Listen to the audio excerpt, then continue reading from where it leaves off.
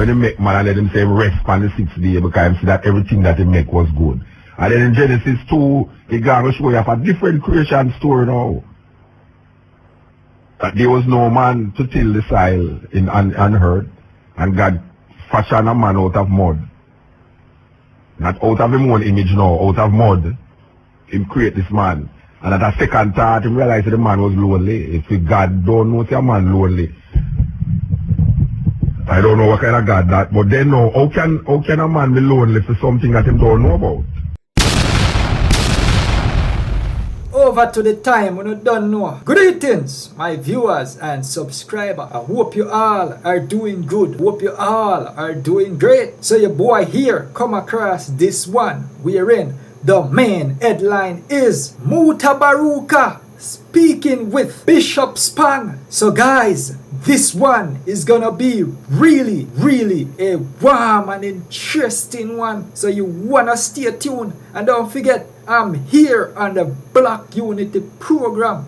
So feel free to leave a like and subscribe to this channel if you're new. With that being said, let's go ahead and hear what Mutabaruka and Bishop Spong got to say in this one. My people, let's walk. I'm coming through. Okay, we're going there with you right up till the morning hours, you know, yes. So we want the people to know that chocolate tea must be preserved. Yes. We I tell you, I listen to this Bishop, and I can't understand how these people make Muta look like him is a devil, him is a madman. Because if them man there go to Yale University and all these big university and have them this and them that behind them name and in front of them name, and them talking this way, and I did not go to any of these universities, and we are sharing certain opinions that I think say is a devil thing I did go on with, and I hear this big bishop talking in front of hundreds of middle-class Jamaican people and upper-class Jamaican people and saying the exact things that Mutabaruka is saying on the radio and get cursed for. And I never hear nobody curse him. Even my brethren, Reverend Chisholm was there. It's sweet me. It's sweet me. This is a cutting edge at RFM. Okay, without further ado now, we want to tell you that we're going to present this man here, as I said before. He was here Saturday giving a talk at the Meridian Pegasus Hotel, and he's a bishop, an Anglican bishop. He has many books out there, you know.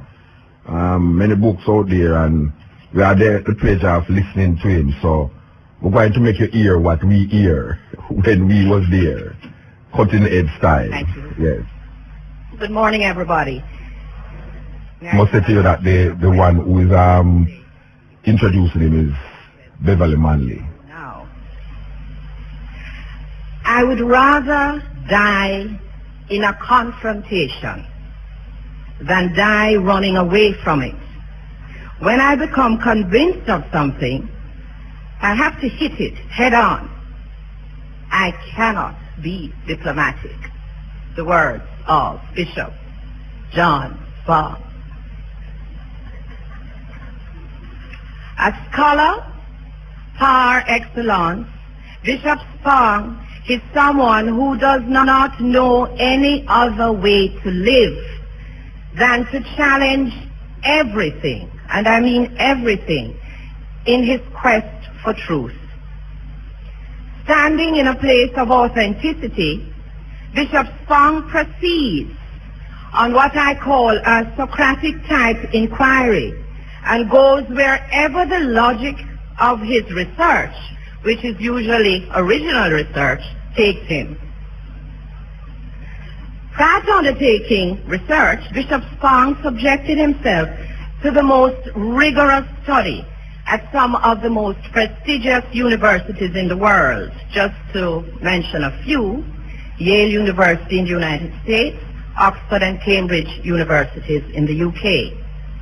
Because he recognizes the need to study and to prepare. He understands that having collected the data, It's not enough to just collect it, like some of us do, but then you write it and you publish it so that others can learn and continue the conversations out of it. He is an educator, a teacher. And as a teacher, like his way shower, Jesus, the Christ, he utilizes many methods for teaching. So he gets involved in television debates. At one stage, he introduced classes 1 hour before his church services begin. He's always traveling, conducting seminars like the one we have here today. I said that he stands in a place of authenticity. But Bishop Spong also represents for me courage and commitment. He's a bold man, one of a line of famous out-of-the-box thinkers who have the courage to stand for what they believe no matter what. As an independent thinker, his biblical scholarship reminds us of the need to apply analytical rigor to everything, to think, to question, to explore, to analyze.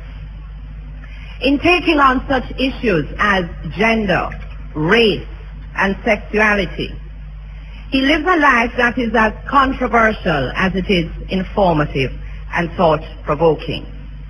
Christine, I have a little experience of what it is like to live with that kind of man.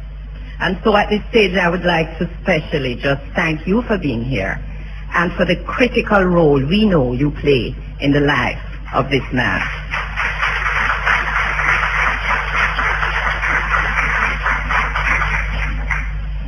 For the purposes of this seminar, therefore, I suggest that to get the best out of it, apart from just listening, that we just decide this morning to become like Bishop Spong. What do I mean by that?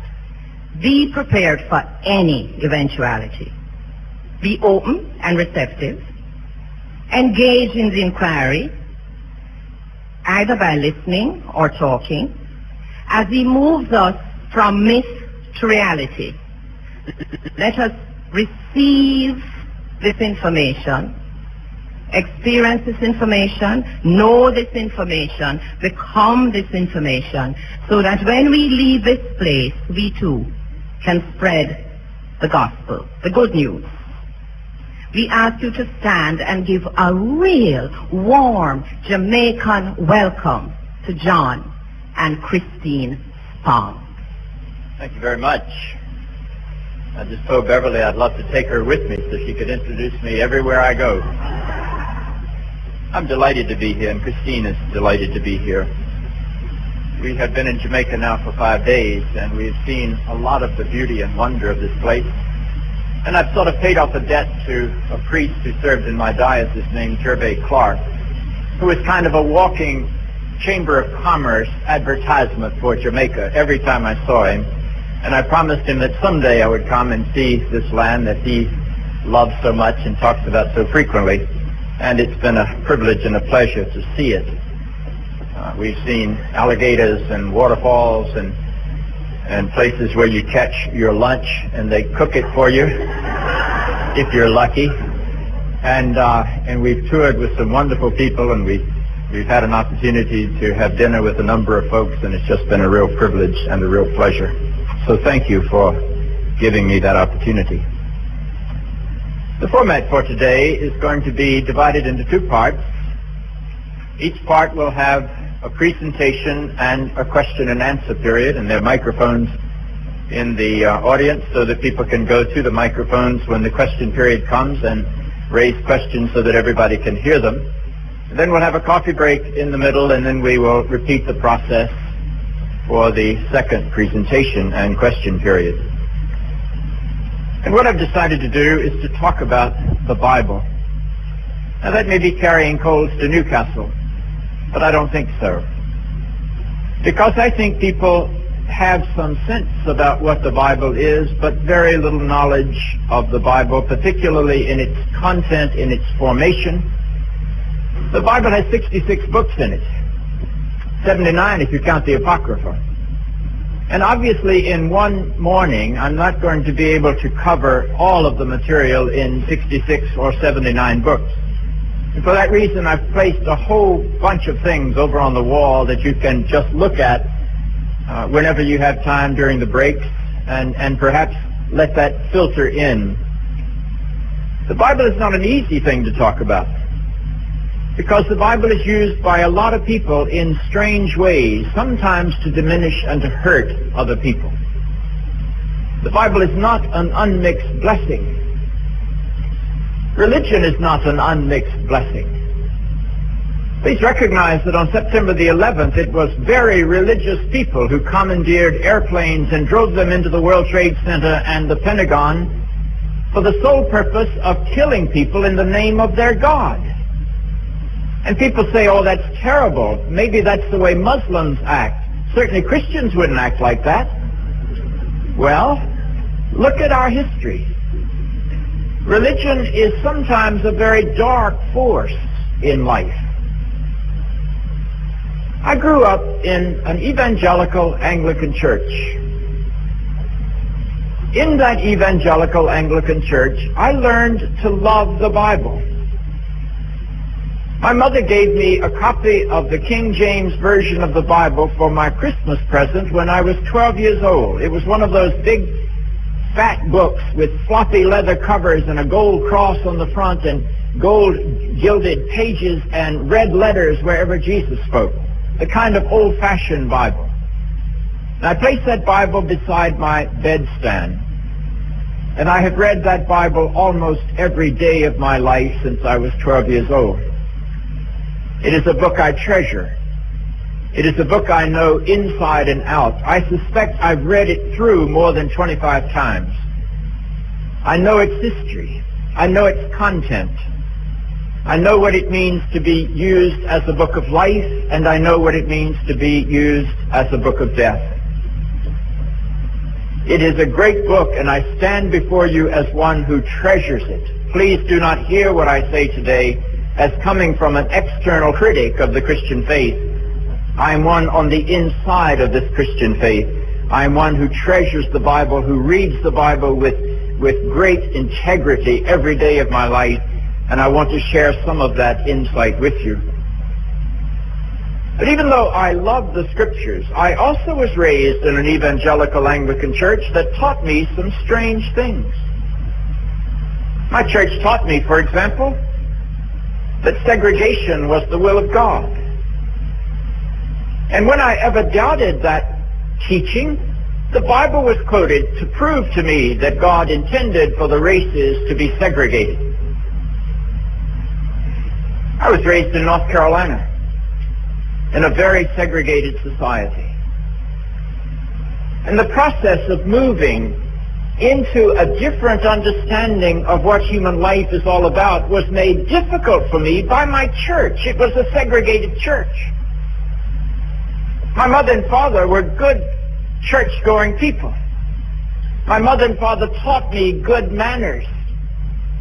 They taught me, for example, that I should never speak to an adult without saying sir or ma'am to them. Whenever an adult asked me a question, I would say yes sir or no sir, yes ma'am or no ma'am, whatever was appropriate. And yet, I remember a time when I was no more than 3 to 4 years of age, when an elderly African-American man said something to me, and I responded to him by saying yes sir or no sir, and my father took me rather forcibly into the house and lectured me sternly. "You do not say sir," he said, to what he called a Negro. That was like a grain of sand underneath the sole of my shoe. I couldn't put that together with the things that I was learning about how one respects one's elders and how God loves all people. I will never forget a time when I was only 10 years old, and I think in the 5th grade of my school, and World War II had just broken out, and another school in town invited my school to send some representatives to their school to participate in a patriotic assembly. For some reason, I was one of the 3 children chosen. As far as I was concerned, it was just a good way to get out of school for a day. I didn't know anything about what was going on. I had no sense of what this was all about. And so we drove from my school to another school. And when I got there, that's the first time I realized that our schools were segregated. It just hadn't occurred to me to think about that. But when I arrived at this school, it was clearly a school for little black children. I'd never seen so many black children in my life. And all the teachers were black people, and all the principals and all the administrative staff were black people. And that's the first time it entered into my consciousness that I was a product of a segregated school system. I was 10. It was fascinating to me to go into that assembly program because the first thing that we did, we were the honored guests, the first thing we did was that we were told to stand and we would say together the Lord's Prayer. And I was a good Sunday school kid, so I knew the Lord's Prayer. So I stood up to say the Lord's Prayer. And that's the first time I realized that there's only one God, and people of all colors pray to the same God. And if God is the God of us all, how can we be alienated, separated, or segregated one from another? It was an interesting insight to permeate the consciousness of a 10-year-old boy and to try to make him understand that something about the religion in which he was being raised did not jibe with the reality of the world in which he was living. Oh, I heard the Bible quoted to uphold and support segregation. You see, my grandparents had heard the Bible quoted to uphold and to support slavery.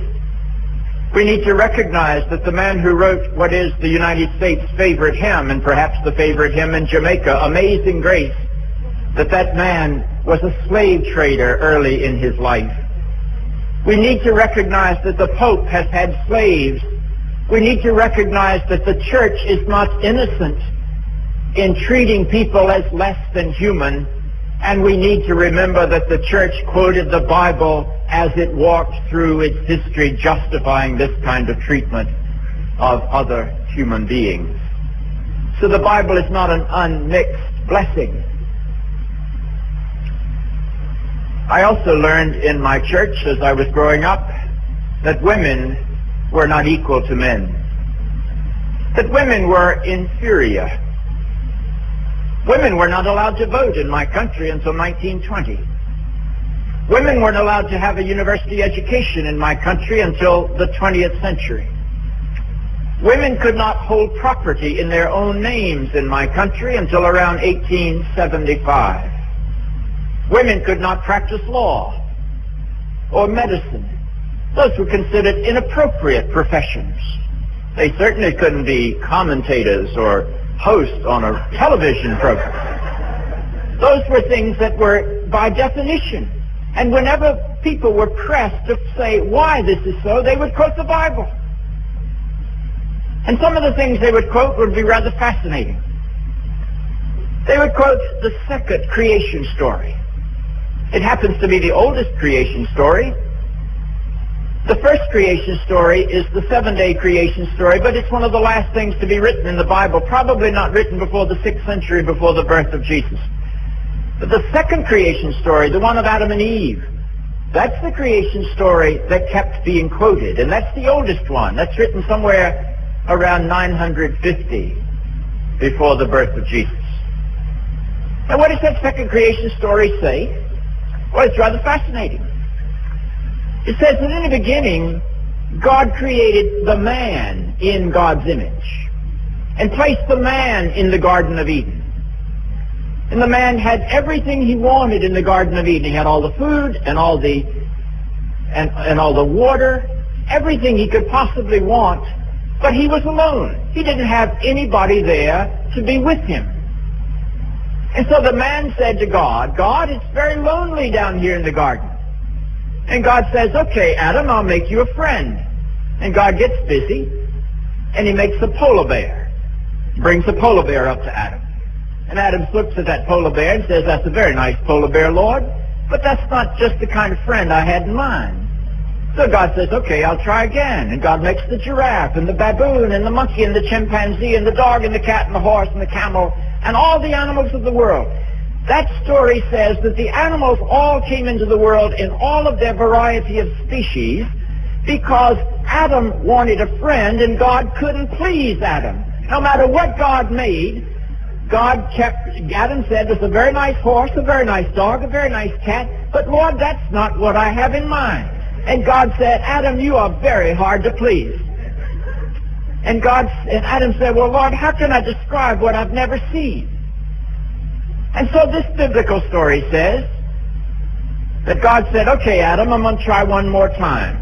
God seemed to be into trial and error in that period of history. I'm going to try one more time. And this time the story says God put Adam to sleep and took a rib from Adam's side and created the woman. As one woman theologian said, it was childbirth as only a man who's never had a baby could have imagined it. So out of this rib, God creates the woman. And in that story, if you know how to read the Bible without being too literal about it, God fashions this woman in all of her feminine beauty. And God stands this woman up in front of Adam, and then God takes Adam and shakes him by the shoulder to wake him up. And Adam wakes up. And the King James Bible says, and Adam said, behold, Lord, that's bone of my bone and flesh of my flesh. I shall call her name woman. But that's not what it says in Hebrew. In Hebrew, a slang expression is used. You get the impression that Adam woke up and he looked at this woman and the eyes came out of his sockets like boing. And Adam said, hot diggity, Lord, you finally did it. But the woman was created to be the man's helpmate. She was human-like, but not really human. She was above the horse and the dog, but not equal to the man. And the man's duty toward the woman was to be kind to her like he would to any other dumb animal. That's not a very flattering portrait, but that's the portrait of where a woman has come from. And in Christian history, a male-dominated church has constantly said to women, you are not equal. Defective sperm. Isn't that an interesting idea? You see, he didn't know about Y chromosomes. He didn't know that it's the male that determines the sexuality of the offspring, because the male has an XY chromosome. And if the X mates with the wife X, and the wife has double X's, you always get a woman. And if the Y mates with the woman's X, you get a male. It's the male that determines the sexuality, but of course women got blamed for that. If a woman didn't produce a son, in the old world, she'd be divorced, even though it was the husband's fault. But that's the way it went. The woman was the property of the man. Her role in life was to serve the man. Now, is that a very adequate understanding of human life? Oh, another one of the great church fathers said that women, you have to understand, he said, women, they're really castrated males. Isn't that an interesting definition? And this man, who wasn't terribly bright, went on to say that the reason a woman has her menstrual cycle is that her body mourns each month for its lost organ.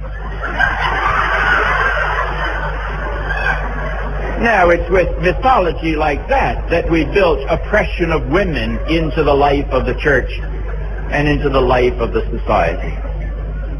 In my church, the Anglican Church, we did not ordain women to the priesthood until 1977. We did not have any women bishops in my church until 1989. That's hardly ancient history. And today there are only 9 women bishops in the whole Anglican Communion, and none of them are here in Jamaica. And as the church debated whether or not women should be priests, they went back to this same old definition, that a woman is not created in the image of God. Oh, I find that sort of hysterical when you think about it. The way I try to test that is that I say, okay, let's bring a man and a woman and stand them here in front of me. And let's take away from the man everything he's got in common with the woman. Take away his hair, and his head, and his eyes, and his nose, and his mouth, and his throat, and his larynx, his heart, and his lungs, and his stomach, and his intestines, his legs, his knees, his ankles. his feet, take away everything the man and the woman have in common until you get the only thing that they don't have in common, and then ask yourself, how godlike is that? And yet, on the basis of the fact that the woman is somehow not created in the image of God, the majority of the churches of the world today still do not allow women to be priests or bishops. Now, you know, we even wrote into the Bible. Powerful people never educate powerless people in what they need to take the power away from them. The aim of powerful people is to stay powerful by any means necessary. Now, you know, we even wrote into the Bible our negativity toward women. We even wrote it into the Ten Commandments. Every now and then I run into a politician that says, I'm going to run on the platform of obeying the Ten Commandments. You better look out for that politician. He better read the Ten Commandments, or she better read the Ten Commandments, because the commandments define a woman as the property of a man. And you say, where in the world is that in the Ten Commandments? Well, read commandment number 10. Commandment number 10 in the short version says, thou shalt not covet. But read it in the biblical version. It says, you shall not covet your neighbor's wife. Now think about that for a moment. And remember, first of all, that nowhere in any book of the Bible is there any prohibition against anyone coveting their neighbor's husband. It's okay biblically to covet your neighbor's husband. You just can't covet your neighbor's wife. Have you ever wondered why there's no prohibition against coveting husbands and all this prohibition against coveting wives? It's because in the world that gave us the Ten Commandments, the woman was property. So the commandments were addressed only to the men. Only to the men. The woman got into the covenant relationship with God only by being the property of her father or of her husband. And we still have this custom in our weddings where one man gives the woman away to another man as if she's a sack of potatoes. It's a strange custom. We ought to get rid of that custom. That's the ancient carryover of the idea that a woman is property. So God didn't think it was important to command only men not to covet their husbands, anybody's husband. So the commandment says to these men, you are not to covet anybody's wife. Now, if you don't believe that that's the way the commandment is written, read the rest of it. It says, you shall not covet your neighbor's wife, nor his ox. By God, that'll tell you where the woman ranks. At least she's a little higher than the ox. Nor his ass. Now, that's a donkey, in case any of you wonder. And the commandment goes on to say, you shall not covet your neighbor's wife, nor his ox, nor his ass, nor anything that is your neighbor's. Your neighbor is a male, and the woman, the ox, and the ass, and the other possessions are all male possessions. Do you want to salute that moral code today? I don't. I have 4 daughters. It took me a long time to see how chauvinistic I was. I didn't see it when I looked at it through my mother's eyes because she raised me to be the man of the house. And I didn't see it through my wife's eyes because I thought she was supposed to be my helpmate. But I'd like to tell you, having daughters will do something to the soul of the worst chauvinist in the world. My daughters aren't interested in being a part of a church that says women are not equal to men. My youngest daughter happens to be a captain in the United States Marine Corps. She's a helicopter pilot. She's battle ready and on assignment that could take her to Afghanistan. Now, you're not going to talk to my captain daughter and tell her that the Bible says women are not to have authority over men. You know, she orders men around with some regularity. And men's lives depend upon her ability to fly that helicopter into battle. We live in a different kind of world. So the 10th commandment defines women as property. So does the 7th commandment.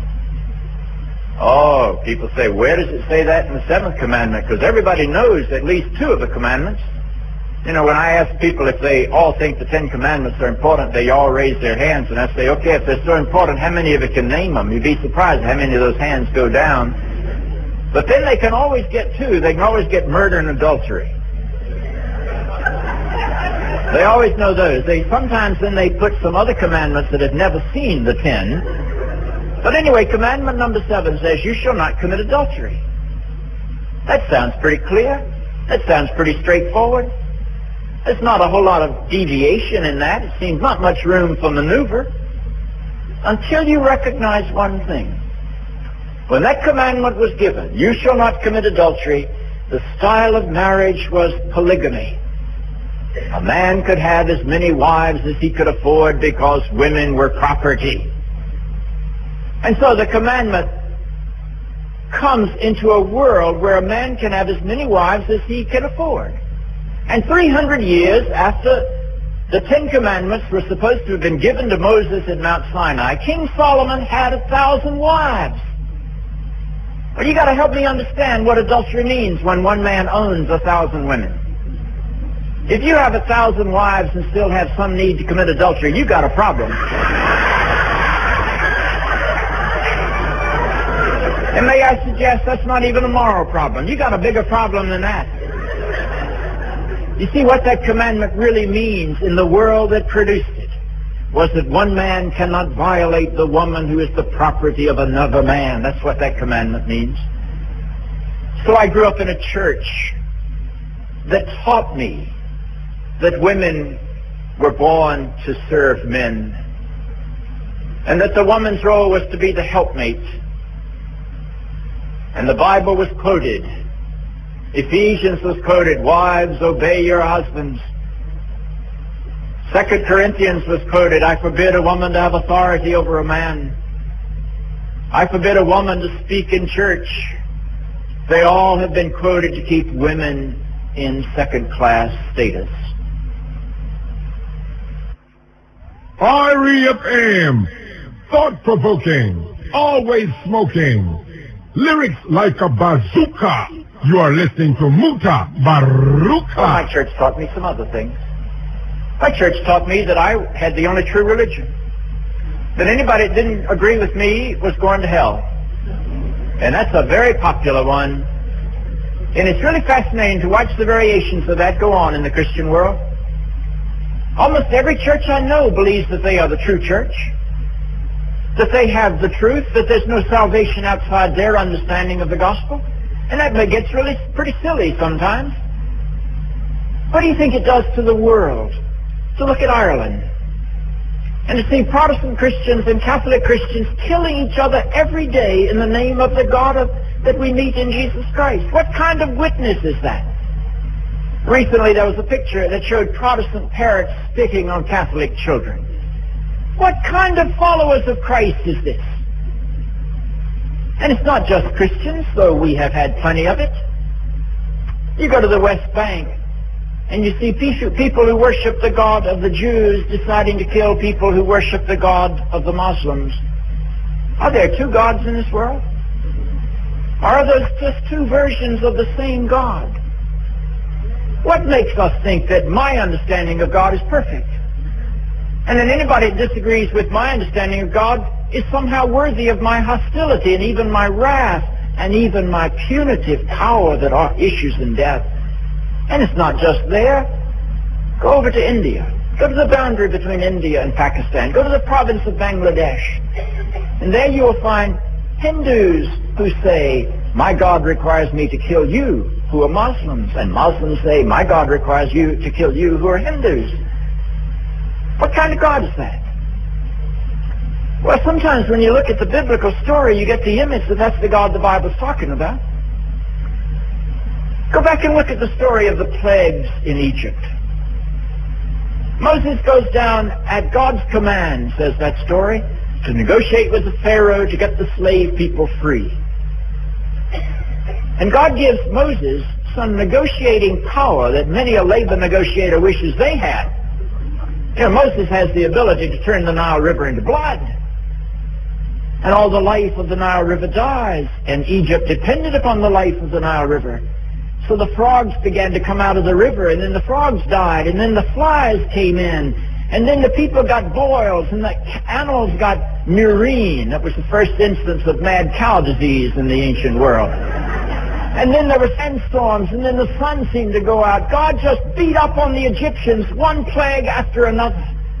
And finally, when that story gets to the end, God says to Moses, okay, Moses, now, we haven't been able to get the people of Israel free from these Egyptians, even though the Bible said that the Pharaoh had said, okay, Moses, I'm willing to let them go. And then the Bible says, but God hardened the Pharaoh's heart so God could hit him one more time.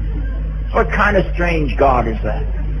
Well, in this final plague, God says, Moses, I'm going to really get them this time.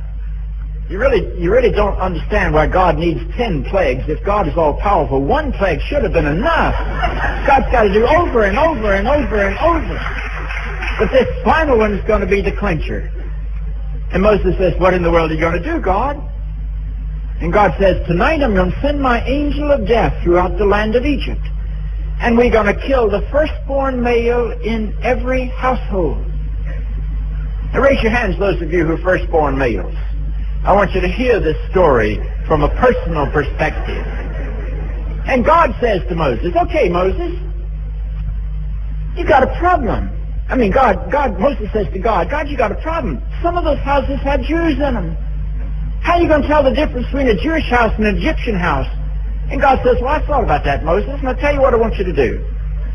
This day, right before the angel begins the death march, I want you to have all the Jewish people kill the Paschal lamb. And I want you to take the blood from the slaughtered lamb and put it all over the doorpost of Jewish homes. Because my angel of death is not enough to know the difference between a Jewish home and an Egyptian home.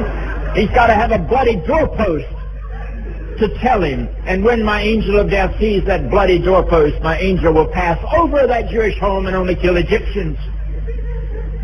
Well, that's not a very pleasant view of God if you happen to be an Egyptian.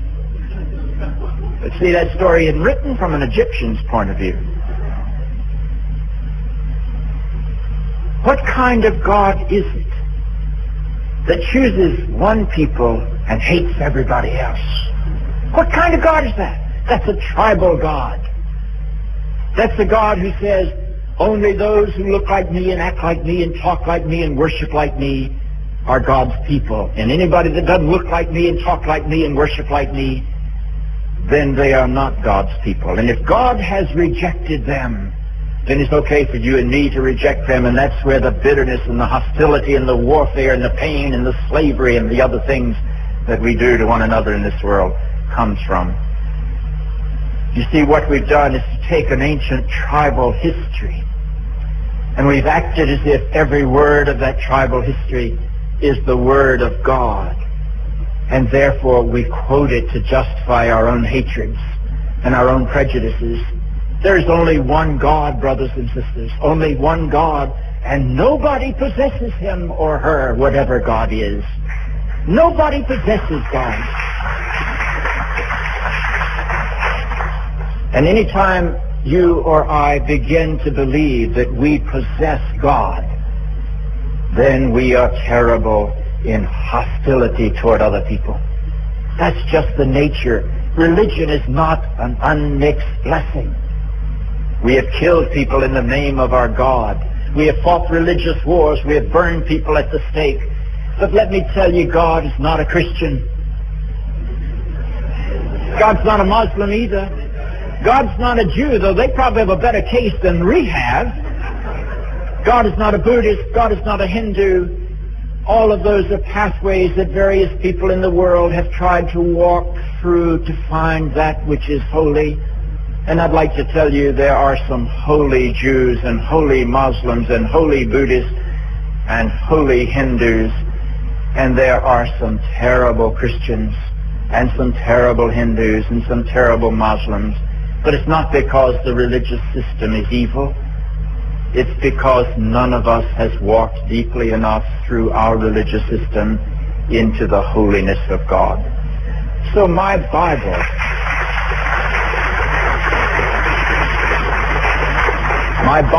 taught me that it was okay to hate anybody who didn't agree with me religiously. And particularly we Christians have done terrible things to Jews.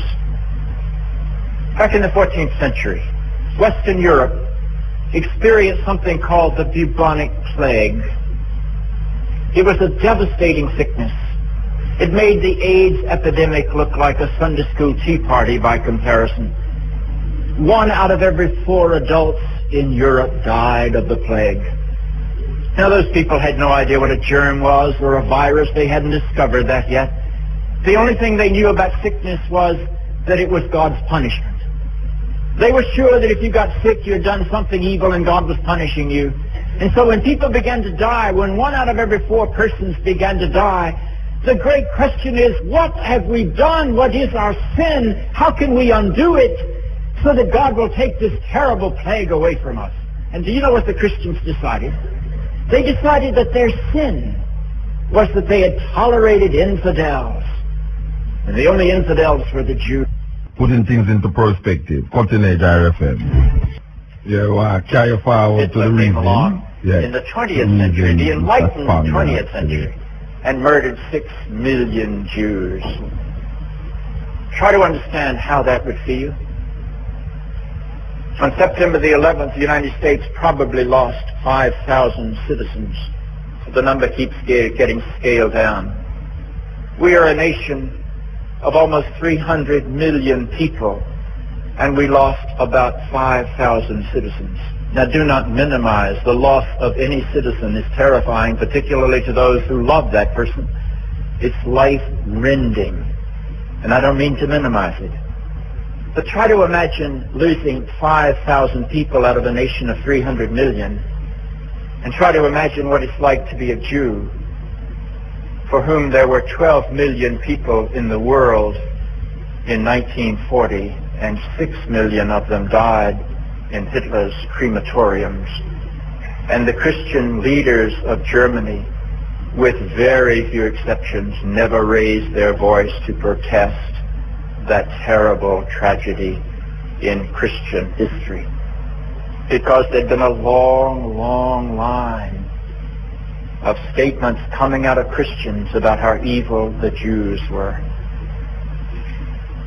My church taught me that it was okay to hate people who worship God differently.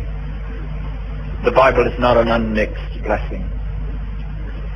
The last statement I'd like to develop just a little bit is that in the church in which I was raised, an Anglican evangelical church in the Old South in the United States, in that church, I was also taught to hate myself.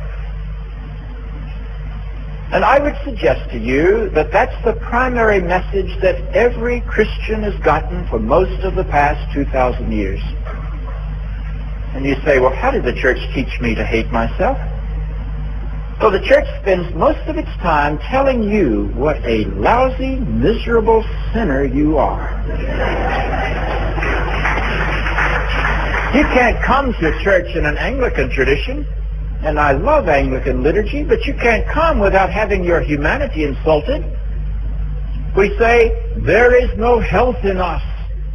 We have done those things we ought not to have done, and we have not done those things we ought to have done. There is no health in us. We are miserable offenders.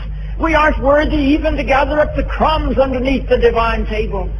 We are helpless and hopeless. We are fallen sinners. We are born in sin. God has to rescue us, and it takes God an awful lot. God has to allow His own Son to be killed. We are so awful. And we've got to be cleansed with the blood of this Lamb. What kind of message is that? It's epidemic in the Christian faith. We start out with that understanding of human life that we were created perfect. And then we fell into sin through the disobedience of our first parents. And that we have been condemned ever since. What kind of God is it that will condemn you and me because Adam and Eve ate of the tree of the knowledge of good and evil? What kind of God is that? Is that a God you want to worship? God's going to beat you for their sins. Well, in reality, most of us wind up doing enough things to deserve our own punishment. But are we helped by being told how evil we are? Suppose you have a brand new precious baby in your life, and you bring that baby home, and you accept the burdens and the responsibilities of parenthood, and you want to be a good mother or a good father. So you go get a book on how to raise a proper child, and you read the book, and the book says every day of your child's life reminds your child that your child was born in sin, that your child's a miserable offender, that there's no health in your child, that your child actually caused the death of Jesus. Do you think I'd raise a healthy human being? Good heavens! What a burden we put on our children. Children aren't born in sin.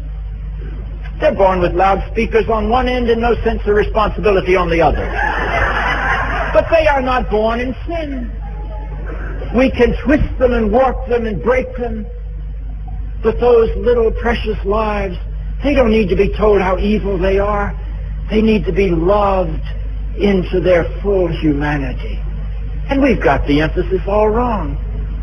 And what kind of God is it who can't forgive until somebody offers this God a human sacrifice? What kind of God is it that requires the death of the divine Son in order to forgive the fallen creation? What kind of God is that? Is that the God you meet in the life of Jesus of Nazareth? Or have we put something else onto the story of Jesus that has created an enormous amount of negativity? Now, please don't misunderstand. Once again, I am not saying that human beings are angels. I think human beings are capable of being the most horrible creatures in all of God's world. I don't know cows or dogs that act like human beings. You know, in the United States in recent years, we had some human beings take a man whose name was James Berg and attach him by a chain to the back end of a pickup truck and drag him across a gravel dirt road until he was not only dead but dismembered. And they did that because they didn't like the color of his skin. I've never seen a dog act like that, or a horse. Only human beings know how to be that evil. We had another episode. We had a young man, 21 years old, an Anglican, an acolyte, active in his church. He was set upon by a group of people in Colorado, and they beat him until he was unconscious. And then they hung him up on a fence post in sub-freezing weather in Wyoming, and they left him there until he died. His name was Matthew Shepard. And the people who attacked him did not like his sexual orientation. I don't think dogs do that. Please don't misunderstand. Human beings are capable of enormous evil. But I don't think that comes because you and I are fallen sinners. I think that comes because you and I have not yet become fully human. And what we need is not to be rescued from our fall and restored to something we've never been. What we need is to be empowered to step beyond our boundaries and our fears and our insecurities into a new humanity and to become whole and free people. And when you're fully human, you don't need to pretend you're superior to anybody else. You don't need to say, my tribe's better than your tribe. You don't need to say, my gender's better than your gender. You don't need to say, my prejudices are real because you are inferior. And you don't need to say, my God's better than your God, so I'll try to kill you. No, what we need today is not to have sinners rescued. What we need is to have human beings who don't yet know what it means to be human, called and empowered to become something that they have never yet been, full and free and whole and loving and capable of stepping across all of the boundaries of race and gender and prejudice and religion and create a new humanity. Now, I think we've got to retell the whole Jesus story. He didn't rescue the fallen. He came to love us into loving, to show us how to live so that we could live fully, to enable us to be all that we are.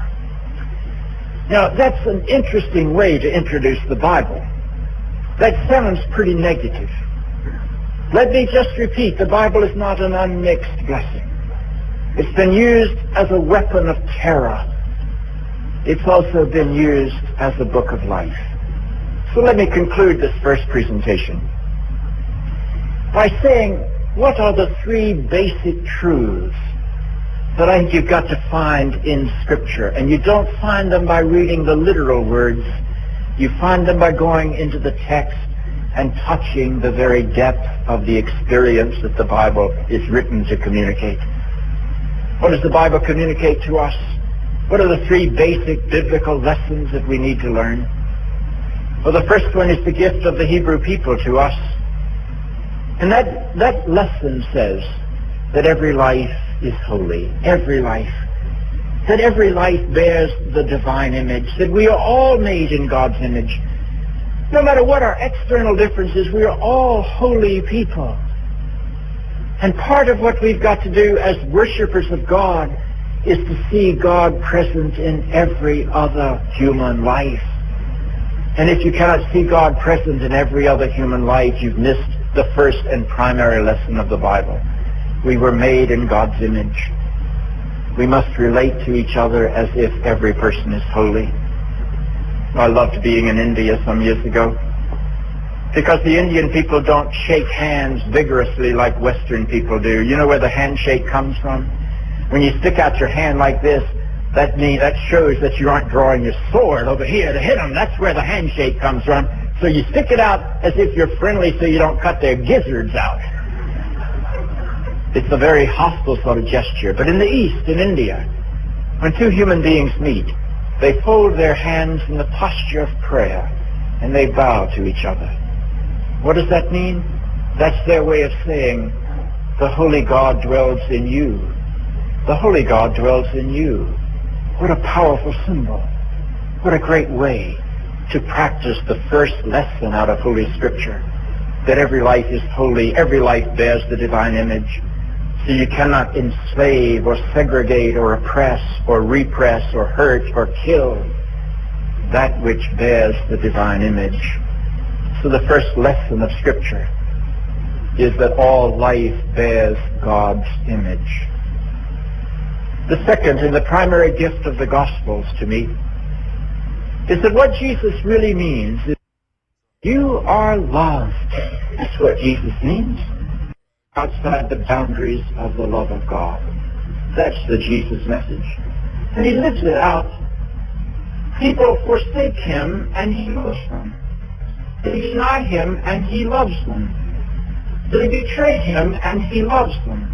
They torture, he loves them. They kill them. Powerful people never educate powerless people in what they need to take the power away from them.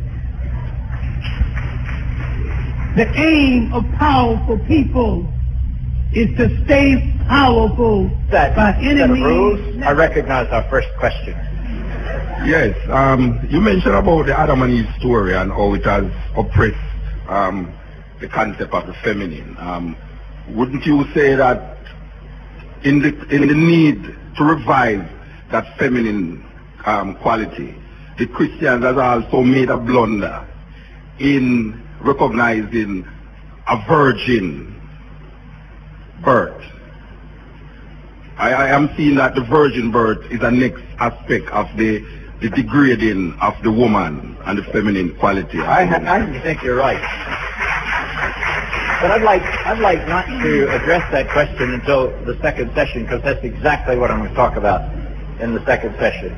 What I'm going to do is try to take some of these principles and go through the birth stories of Jesus and show how they're in conflict with a lot of things.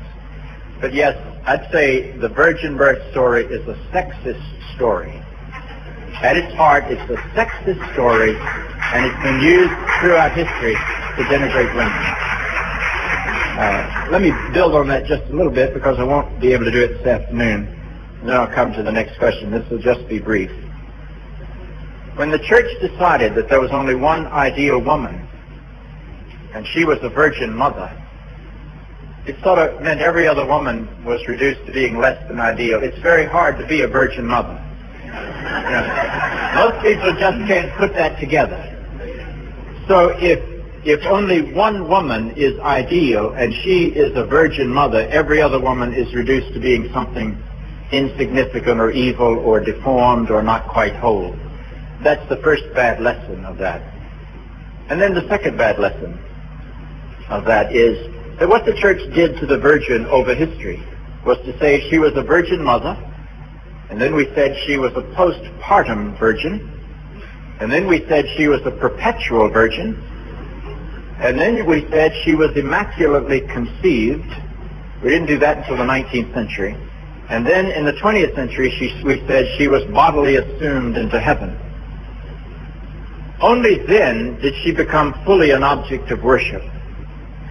Now let me ask you what there is about woman that is so negative in the minds of men who are building these doctrines, that before a woman can be considered a possible object of worship, she has to be desexed and dehumanized. Because by the time you get through with what we did to Mary, she's neither a human being nor a woman. Finally, I would say, who is making these definitions of the ideal woman? The priesthood of the church was. What was the priesthood of the church? They were celibate males.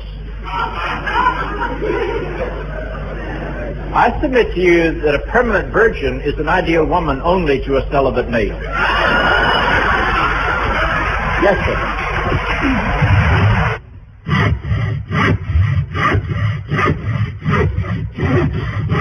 Why is it necessary to reform Christianity? Why not just recognize all humanity and universal truth? It's a good question. Why do you bother to reform Christianity? Why don't you just recognize universal truth? My experience with human beings is that we never do it that way. That always we evolve out of who we are into something new. Christianity has not been static for 2,000 years. There are a lot of people that try to make you think that it has. They say, this is Christianity and you are deviating from Christianity. Well, that's balderdash. Christianity has been in the process of flux and formation for 2,000 years, and it is always in change. There is no time when you can cut and say, that is what Christianity is. In the early years of the Christian church, one of the great debates they had was whether or not Adam and Eve had a navel. Because you see, the navel is the last remnant of the fact that you were attached to your mother. And since Adam and Eve were supposed to have been created without being born, they should not have had navels. That was a great big battle in the early church. But I haven't met any theologian that's arguing about that in the last couple hundred years. You know, that just is not an issue. There was a time when Christianity said that if you get interest on your money, you're doing something evil. Well, I don't know anybody that follows that rule today. Certainly the Vatican's got all their money invested in banks and stocks, and so does every other church I know. So that, you know, we've changed a lot. All I'm saying is that evolution is the law of religion. Judaism didn't start in the wilderness with the burning bush. Judaism started in Egypt. There was a pharaoh named Amenhotep IV who had this vision of God as one and distant. And he was thrown out of Egypt by a revolution of the clergy because they were sort of being put out of work. They had a god at every little shrine, and they depended on the business that God brought in. So they rebelled against this great Pharaoh. And Moses was a disciple of that Pharaoh. So Moses went out into the wilderness with the slave people. And he put that understanding of God into the Jewish people. So its roots are in Egypt. And then when the Jews entered into Canaan, they ran into fertility cults, the Baal worship. And so Judaism evolved in terms of the fertility religions. And then they were exiled into Babylon. And they ran into Zoroastrianism. And Judaism evolved as it interacted with Zoroastrianism. And then Christianity was born in the womb of Judaism. And then Christianity had to move out of Judaism into the Mediterranean world, and it began to be a Gentile religion. And so it had to incorporate into itself a lot of the thought forms of Mediterranean religion, the Mithra movement, some of the mystery cults. And Christianity has been evolving through the centuries. St. Augustine put us in touch with Plato's thought by making Plato and Christianity come together. That's the 4th century. In the 13th century, Thomas Aquinas decided that Plato isn't read by anybody anymore. Everybody now is reading Aristotle, so I've got to rethink Christianity in terms of Aristotle. And so Thomas Aquinas began to put Christianity into Aristotelian terms. And then we had the great Renaissance, when new learning came from the East and people had all sorts of different ideas, and Christianity had to incorporate that. And there's a sense in which the Protestant Reformation was the Christian attempt to incorporate the new learning of the Renaissance. All I'm suggesting is that what we have going on today is that enormous new learning has come in, and we Christians have got to rethink our faith symbols in terms of that new understanding. And one of those new understandings that we have to deal with is that the world has gotten very, very small, and we can no longer spit on the gods of other people. We've got to find a way to respect them and grow together, because they have something of great value to offer to us, and I hope we have something of great value to offer to them. Fiery appeal, thought-provoking, always smoking, lyrics like a bazooka. You are listening to Mutabaruka. Did you have a question? The question is really the creation story. Adam and Eve. Also the earth. What about the creation? From what I understand, you don't believe in Adam and Eve as part of the creation. That's correct. There was no Adam, no Eve. That's correct. You want me to talk about that? Yes. That's your question. Okay. Please recognize, and this is one of the things I've got to go on the board, this planet Earth has been in existence, according to the best scientific measures, 4.5 to 5 billion years. Human life has been on this planet, according to the best scientific evidence, somewhere between 2 million years ago and 50,000 years ago, depending on how you define human life. The Bible, the first part of the Bible was written about 1,100 years before the birth of Christ. Every ancient people had a story of how the world came into being. Every single one. Adam and Eve is in our Bible because we have incorporated ourselves into the Jewish story. But that's all it is. It's a story. It's an attempt on the part of Jewish people to explain a lot of things that they didn't understand. The Adam and Eve story explains how the world came into being, how there happens to be 2 different sexes, a man and a woman, how it is that the man has to earn his living by the sweat of his brow, how it is that the woman has to endure pain in childbirth, how it is that snakes have to slink along their bellies in this world, and why it is that all human beings feel separated. That story is designed to speak to all of those human questions. But the same questions were raised by human beings everywhere, and religious stories in ancient people everywhere tried to answer those same issues. That is not history. That is mythological attempt to understand reality.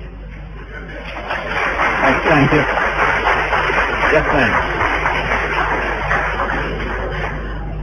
What do you think about the way we were socialized to, in the beginning of our lives, that we should learn to read, to write, to have an education, buy a house, get cars, all the material things. Yet in the end we are told to seek ye first the kingdom of God and his righteousness, and all the other things will be added unto us. And we go through life going through a lot of struggle, trying to achieve these things, and we wait until we are about to die. We go to church with a big Bible. We have one foot on a banana skin and the other one over the grave. When you get toward the end of your life, you have to cram for final exams. That's why you do that. Your question's a good one. Human beings always will try to do survival. Survival means they've got to have a safe place to live, they've got to have enough food to eat, they've got to be able to lie down in safety, they've got to be able to earn enough money to keep body and soul together. So that to be human immediately gets you into the survival mentality. Now the issue comes when you have enough to survive, and then you try to add more meaning to your life. I'd like to tell you, I know a lot of very rich people who are miserably unhappy. I know people who've got everything they could possibly want and still commit suicide. Material things don't finally fill the emptiness of the human heart, but a lot of people think they will. If I only had this, I would be happy. I do think there is a time when we're going to have to be responsible for one another. I don't believe the world will survive with half of it dieting and the other half of it starving. I think there's got to be a way, somehow, that we provide at least basic subsistence for every human being in the world and an opportunity for them to move from basic subsistence into a better kind of life. Now, that's not easy. It's not easy, and it's impossible, I would say, if the world's population keeps doubling every 40 years. There aren't enough resources to support the doubling of the human population. And one of the ways we might commit genocide is that we could keep breeding, and we get to the place where there are 6 billion people in the world today, and 40 years from now there are going to be 12 billion people today, and 40 years further there are going to be 24 billion people, and we have the same number of resources. And so you're going to have warfare where the strong the resources and starve the poor and the weak, and it's going to be a dreadful world. And none of us are going to be happy in that kind of world. So we've got to do two things. I think we've got to learn how to limit population with effective family planning, and we've got to learn how to find a way to share the wealth of this world so that nobody is starving while others are dieting. Now that's not going to be an easy assignment, and it will have to be fought out in the political arena. But I think that's where we've got to go, and I hope that the Christian faith can keep people having a sense of the right priorities. The right priority is not the accumulation of wealth. The right priority is the ability to live with meaning inside this world and to have the hope. On the sixth day in the divine image is the last part of the Old Testament to be written. It comes out of a writer that we call the priestly writer. He's an exiled figure. He's in the 5th century. And that was a little more advanced. What they did when they put the Bible together, and the Old Testament, first 5 books of the Bible, and I have a chart on that over there, the first 5 books of the Bible called the Torah, the books of Moses, the law, come from 4 different strands of material. The oldest one is called the Yahwist material because it calls God Yahweh, and it comes out of the Jerusalem tradition. The second one is called the Elohist tradition because it calls God Elohim, and it comes out of the Northern Kingdom's mentality. And the third one is called the Deuteronomic version. And Deuteronomic is the book of Deuteronomy plus an editing of the other books that were bound together after the fall of the Northern Kingdom. And Deuteronomy simply means the second giving of the law. Deutero is the Greek word for law, for second, and nomos is the Greek word for law. So Deuteronomos, Deuteronomy means the second giving of the law. So they put the Old Testament first 5 books together in a new way in the 7th century, combining the Yahwist version, the Elohist version, and the Deuteronomic version. And then the Jewish people went off into captivity in exile. And a group of people called the priestly writers took the whole text, which now had 3 strands, and they re-edited the whole thing. And they put in the 7-day creation story, and they edited the story about manna in the wilderness, so that it didn't fall on every day. It only fell 6 days of the week so they could keep the Sabbath holy.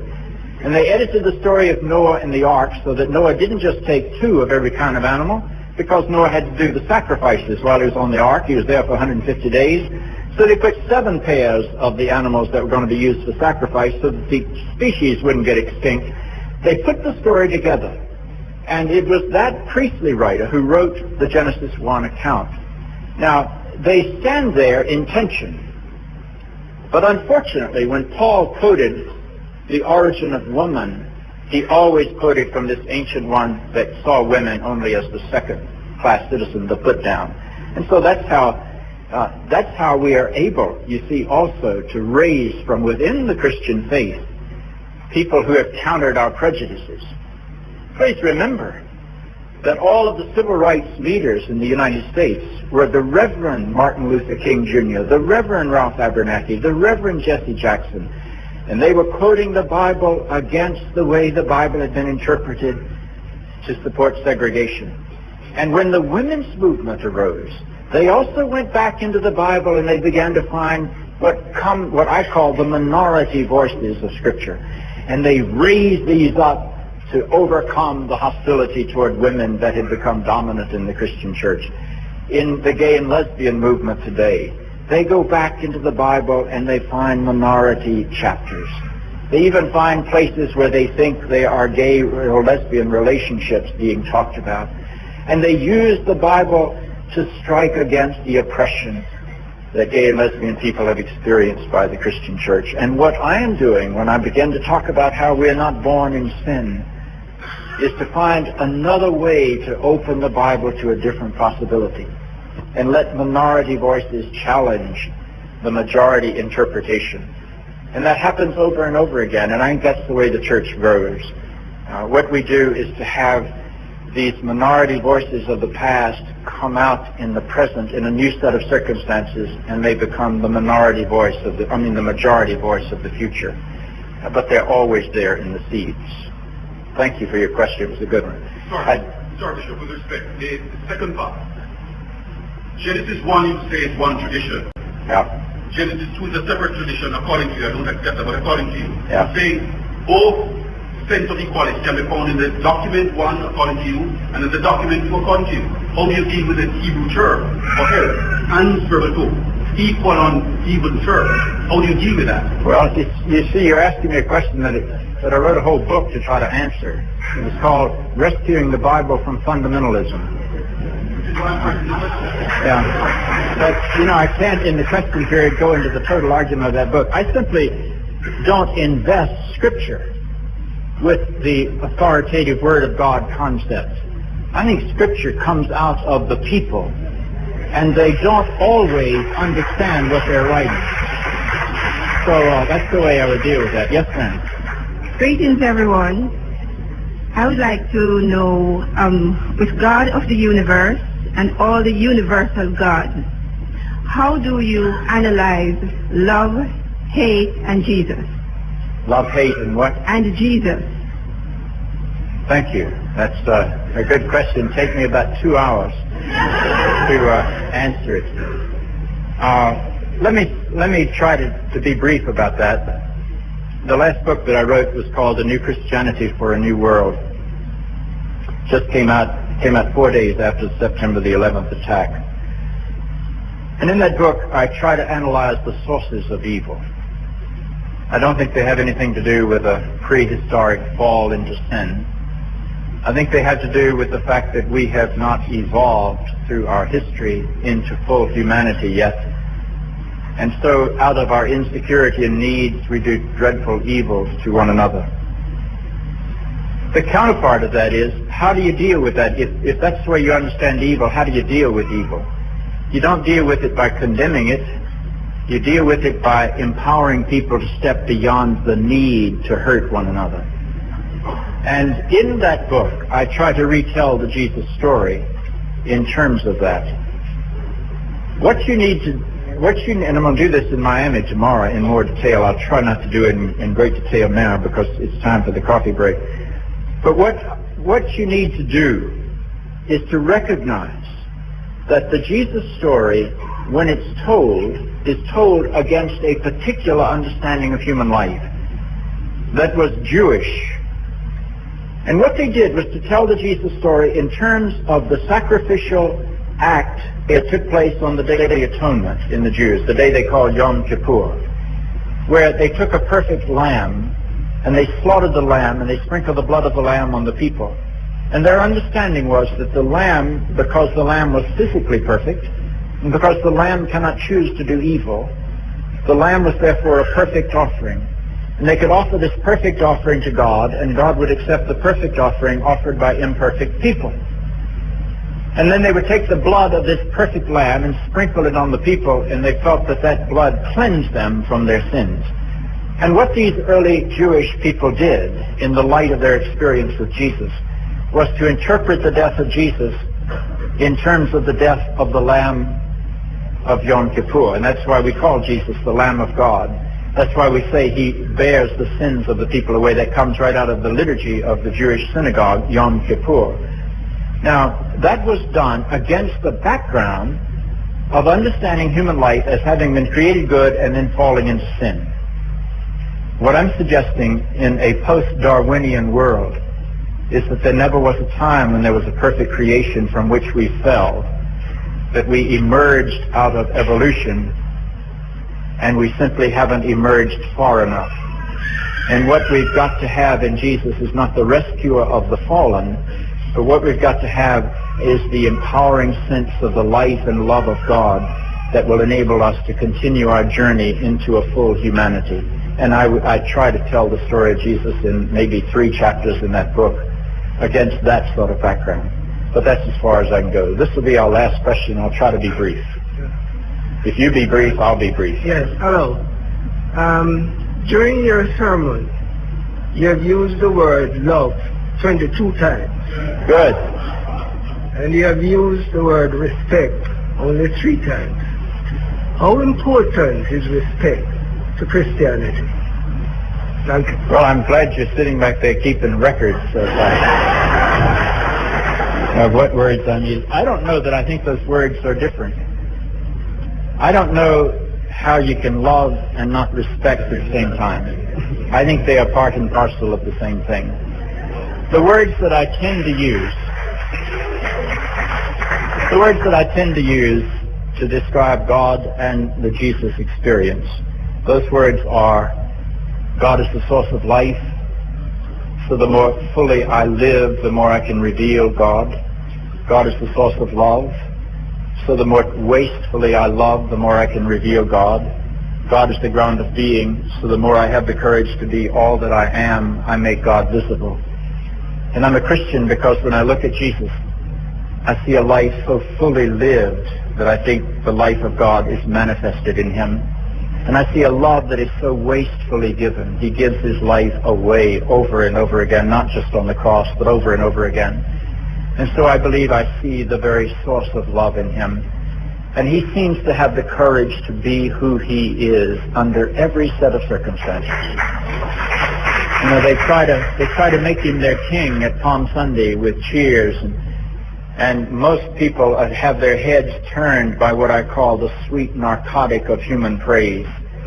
But Jesus keeps right on going because he is not turned. He doesn't need praise. He is who he is. And then in the time of his crucifixion, when most people die, especially unjustly, when their life is being taken away, they try anything to survive. They beg, they scream, they cry, they whine, they pray, they cuss, they fight. But the portrait you have of Jesus is that he was so full and so complete that he's able to give his life away even as his life is being taken away from him. I see that as a picture of what God is all about. So I have no hesitancy joining St. Paul and saying, when I look at this portrait of Jesus, that's where I see the Holy God. You are God in your deepest identity. Religious wars continue to allow so much human suffering within the rest of the third world.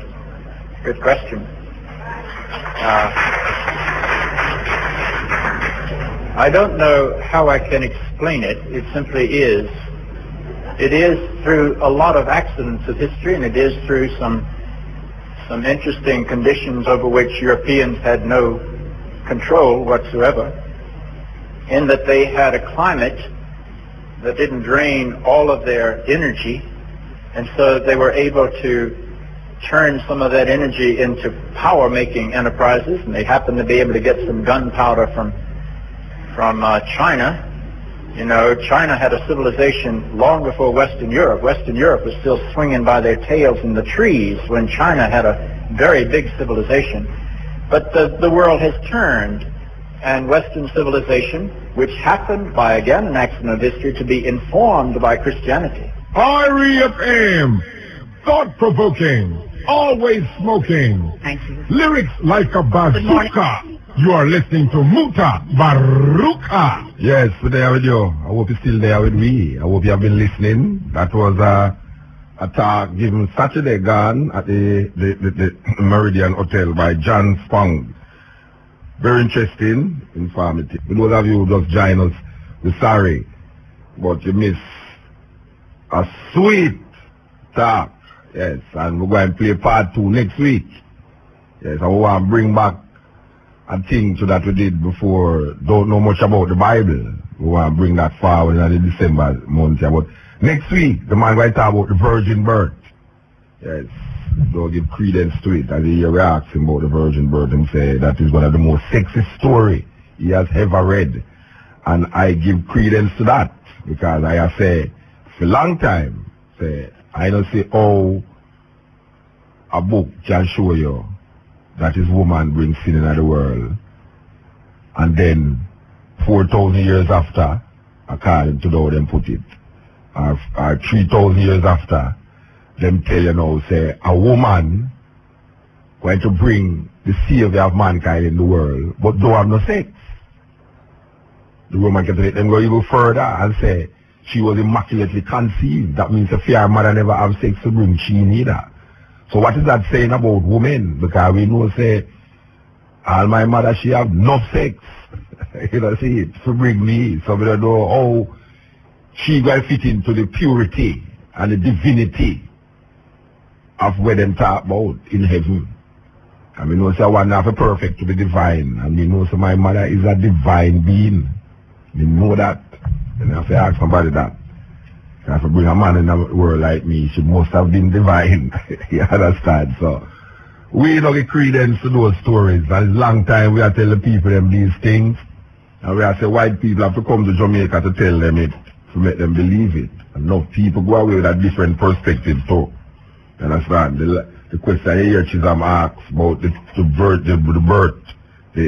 equality story. What if people don't even know and don't even read into the 2 creation story that is in the Bible? What if people might be wondering, what the man talk about? When the man talk about 2 creation stories?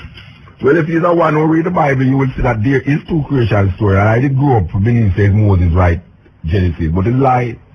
Lie. Nobody does. Moses don't write nothing in the Bible. Moses don't write nothing. As a matter of fact, Genesis is written by more than one person. And we can prove that to you by the stories that is written there.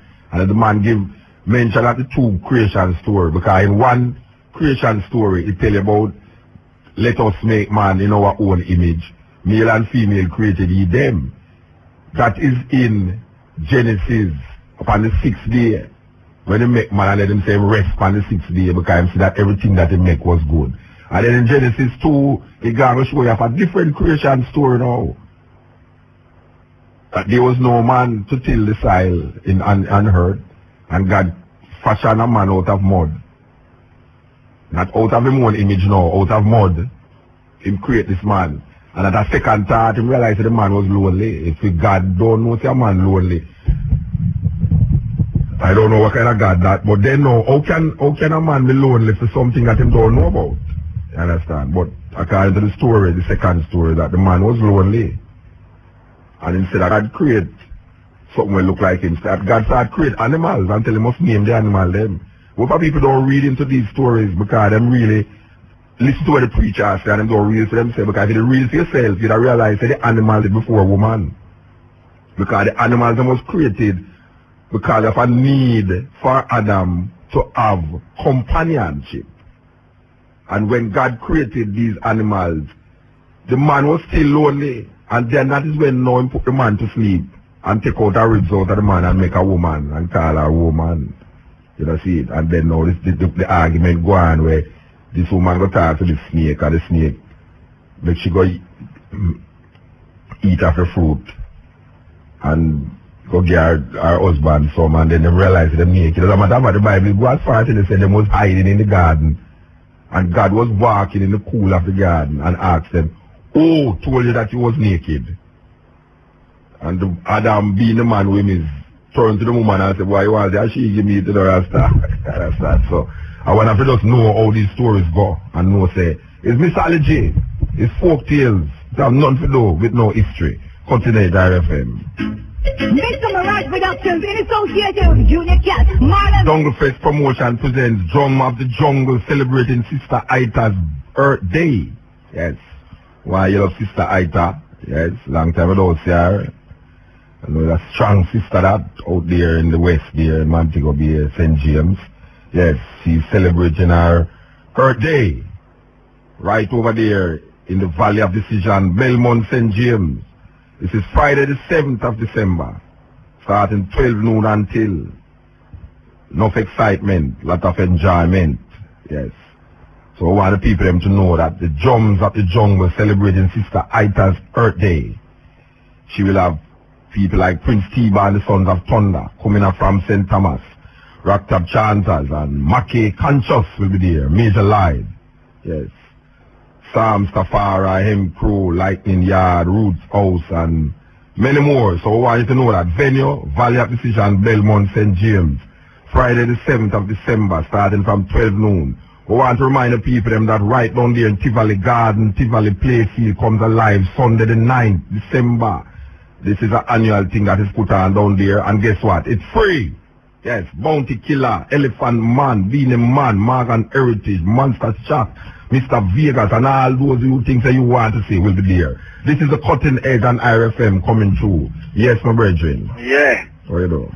Yeah, I know. Mm-hmm. Why, after women here now, I'm not more convinced now, say, the man them write the Bible was a set up homosexual. You know? King James, as we know, was a second generation homosexual. Yeah, them kill him father and I bet the next man too. Yeah. So that makes him a second generation homosexual. Yeah, and basically, well, I wouldn't want to say that is what the Bible is about, but it reveals the mentality of the man them at that time. Yeah. Yes. And I talk about that too. When a man says the word of God, you have to watch what I say, because all those atrocities where I and I even read out sometime, also go on at the Bible. If a man really say it's a divine consciousness that is perpetuating all of those evil upon people, something wrong. Yeah. Yeah, man. Because how can a man tell you, say, boy, right now, a flood or an earthquake will kill 1 million people in China and Bangladesh? If God do it.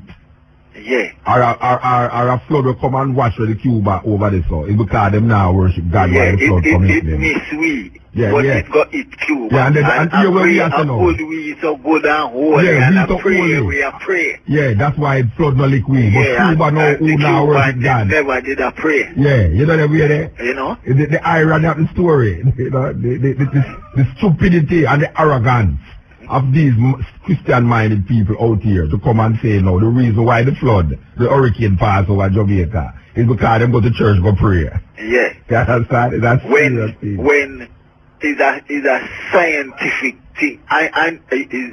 This morning, may I have the conversation there in my house, you know, say, these cavemen who never understand science, telling lie upon God. Of course.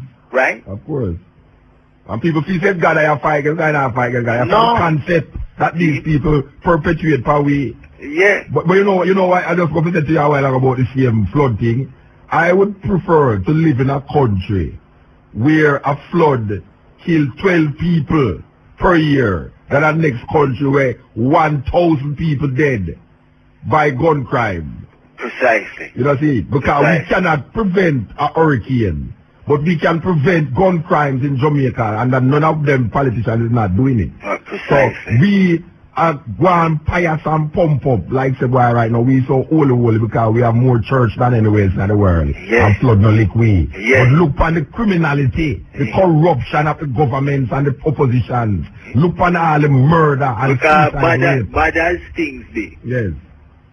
Me not hear them a kill 1,000 people over Cuba. Me don't even know if them a do that to over Haiti. Not even Israel. Right. Look here, Israel people don't dead per year in Palestine and them fighting a war. Yeah. You understand? Them fighting a war over there and 1,000 people don't dead per year. And we not fighting a war over here and we killing off each other. Yeah, you know, but when the hurricane come now, we so holy. Yes. That's it miss we. And go kill and go wipe out some other place. Yes. I follow you. Yes. And then now Montserrat, then the volcano erupt and watch when the whole 10,000 people have evacuated. Yeah. You hear say, why right now through the people them now will praise God. Yeah. You know, when these are scientific things. Scientific thing that is happening naturally. Yeah. Have nothing to do with no supernatural power. Right. You know, see, it's superstition that gives over to supernatural things. Like a underwater volcano down a Grenada there. We're out to Europe now. Yes. We're going to hear the boy. Yes. Them Grenada and they're so wicked and chew them in this and that with Maurice Bishop and her and her. And you know something now? I'll tell you how the Christian mind is, how the Christian mindset.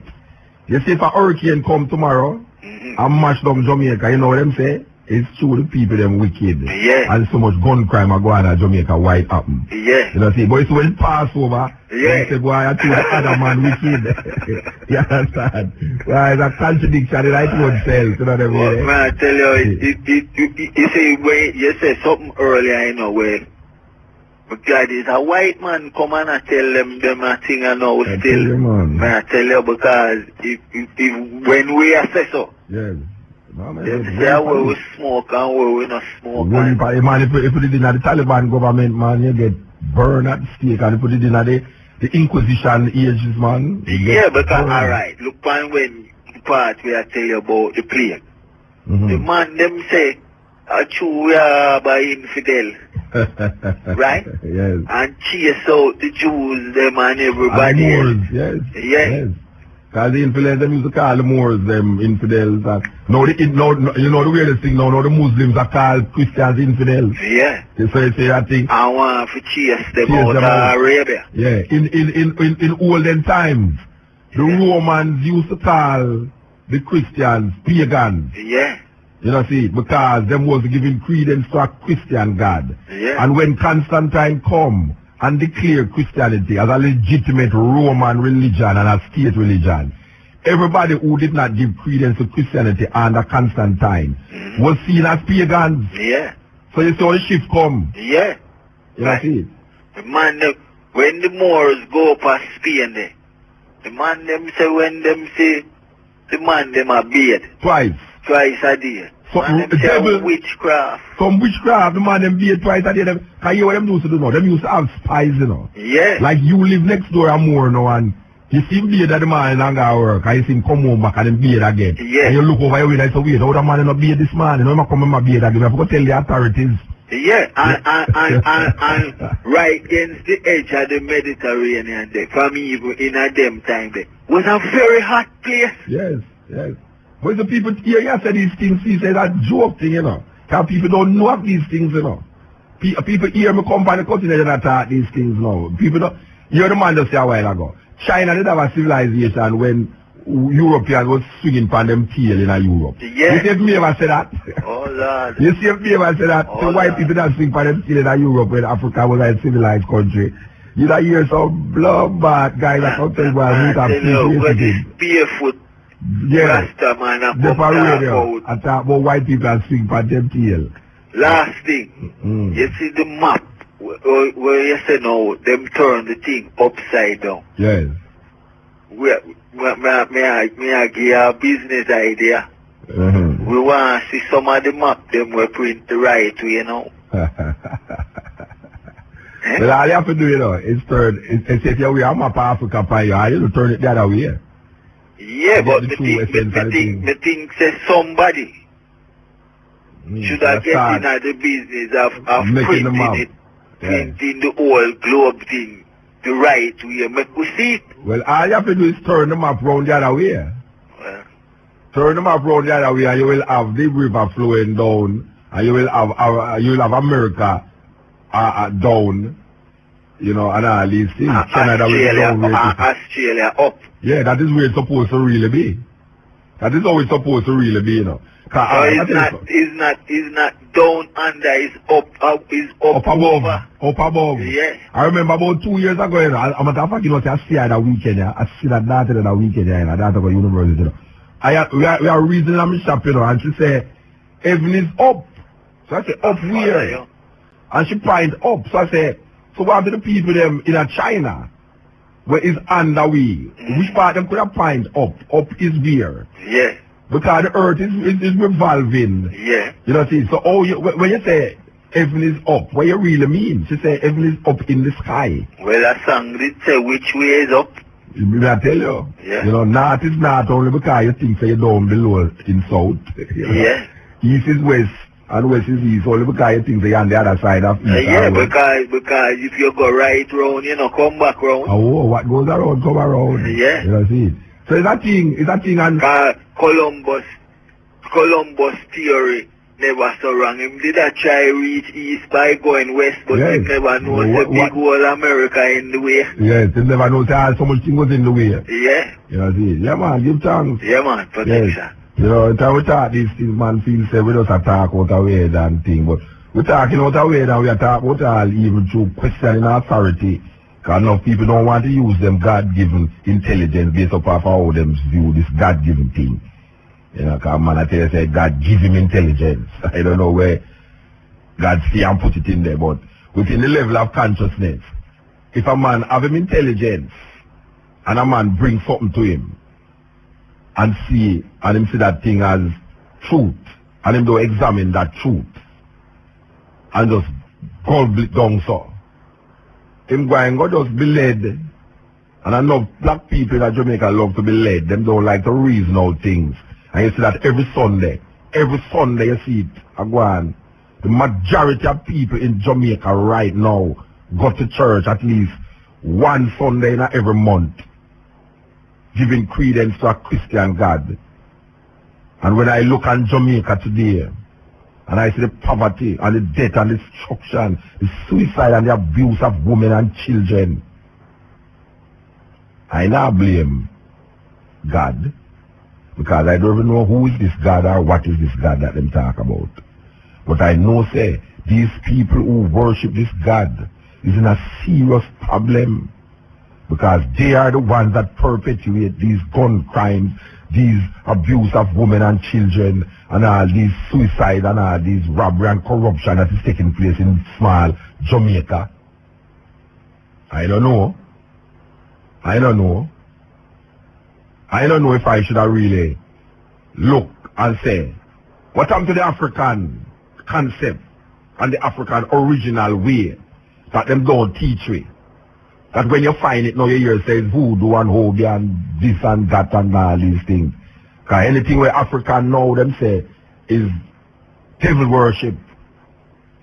You know, see, devil worship, but them worship a God who kill off, are said to have killed off every firstborn Egyptian youth.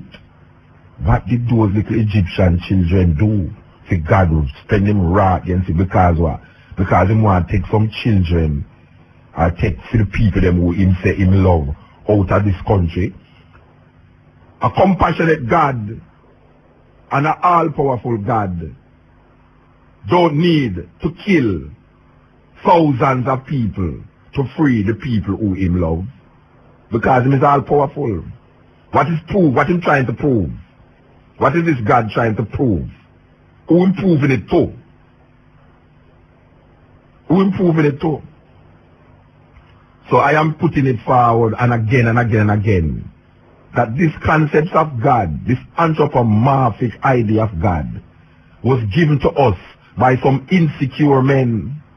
It has nothing to do with no supernatural element of creation or supernatural being that is pumping the consciousness of these men. These men is being driven by power and by greed and by the need to control and manipulate through fear the minds of anyone who come in contact with that concept and that idea. It has nothing to do with no being outside of these people. Because everything, wrong or right, is coming from the mind and the behavior of men. Yes, everything that is wrong or right, because there's no idea of wrong and right outside of the mind of man. There's no idea of wrong and right outside of the mind of men. Wrong and right don't exist nowhere else but in the minds of men. So when a man tell you, say, well, right now the devil out there so, and God out there so, it's because him don't want to take responsibility for the evil and the cruel acts of oppression and degradation that him perpetuates every day against him fellow man. So I have put it forward again, and we have been putting it forward for years, that God is an illusion in the minds of man, and the devil is an illusion in the minds of men. All of these was created by the minds of men, and the only way you can manipulate yourself out of these things is to get rid of all of these little religious mentality that is created by these gods, that was created by these men who is insecure in them thinking and in them way of life. I come here so now as an African person in the 21st century, and you ever bring a book to me with some guys who did run up and down in the wilderness, don't know where they are, these are them going, who never understand life as how I know it today. And you going to tell me now, say, I have to go now, book by book, page by page, and live according to this book? Then what happened to the experience of my experience in this time? You mean say don't count for nothing? I look at the Bible and I see good things and I see bad things. But why you come push it pan I until I say, well, if I don't live this way, it's so, I'm going to dead. They want to all these millions of people who don't even know about nothing about no Bible, and they will read nothing about no Bible, who have them own idea and perceptions of life that don't count for nothing. You mean say the God of creation who made everything on earth only come for a select set of people named the Israelites who did live thousands of years ago, if they did ever live? When I credence to these things with people right now, and we must create that spiritual awakeness that will be able to free us from all of these oppressive states, white supremacy, capitalism, communism, socialism, democracy, all of these things. We need to free ourselves from it. Free ourselves. Because none of these leaders have the interest of the mind, the people them at heart. And anytime them teach you, you get stupid. Anytime them teach you, you start to react and behave in a way that is inhuman and inhumane. When you look on all that we're going in the world today, when you look on all, I hear people that tell you, say, boy, right now, you know, the thing we're going September the 11th, you know, the man crashing out, the man crash building and kill all the set of people, the man tell you, say, boy, right now, Ghana church, the man them say, never in the history of America, church was so filled in the week of that crash. It's when the crash happened now, the people them turn to God now. But the crash don't happen already. So where was God when the plane was crashing in the building? So them things say God going to come now because them praying. Praying to who? Who them praying to? To what are they praying to? People go to church every Sunday to them praying. Them praying for win lottery. Them praying that them pick the pass exam. Them praying that them win football. Them praying that somebody, them man come back to them. Them praying that them woman come back to them. Them praying that them find back the little watch for them last yesterday. People praying for some little obscure and unnecessary things. And when we look at what is going on, them having prayer breakfast for the criminality that's going on in the western part of this island, them pray for all sorts of things. Everybody's praying. And the more them pray, is the wickeder the heart become, and hardened the heart become. The more them pray, the more corrupt their minds become. And if the leaders continue, the people will have to lead. Because if the people lead, the leaders must follow. That is what one great man said.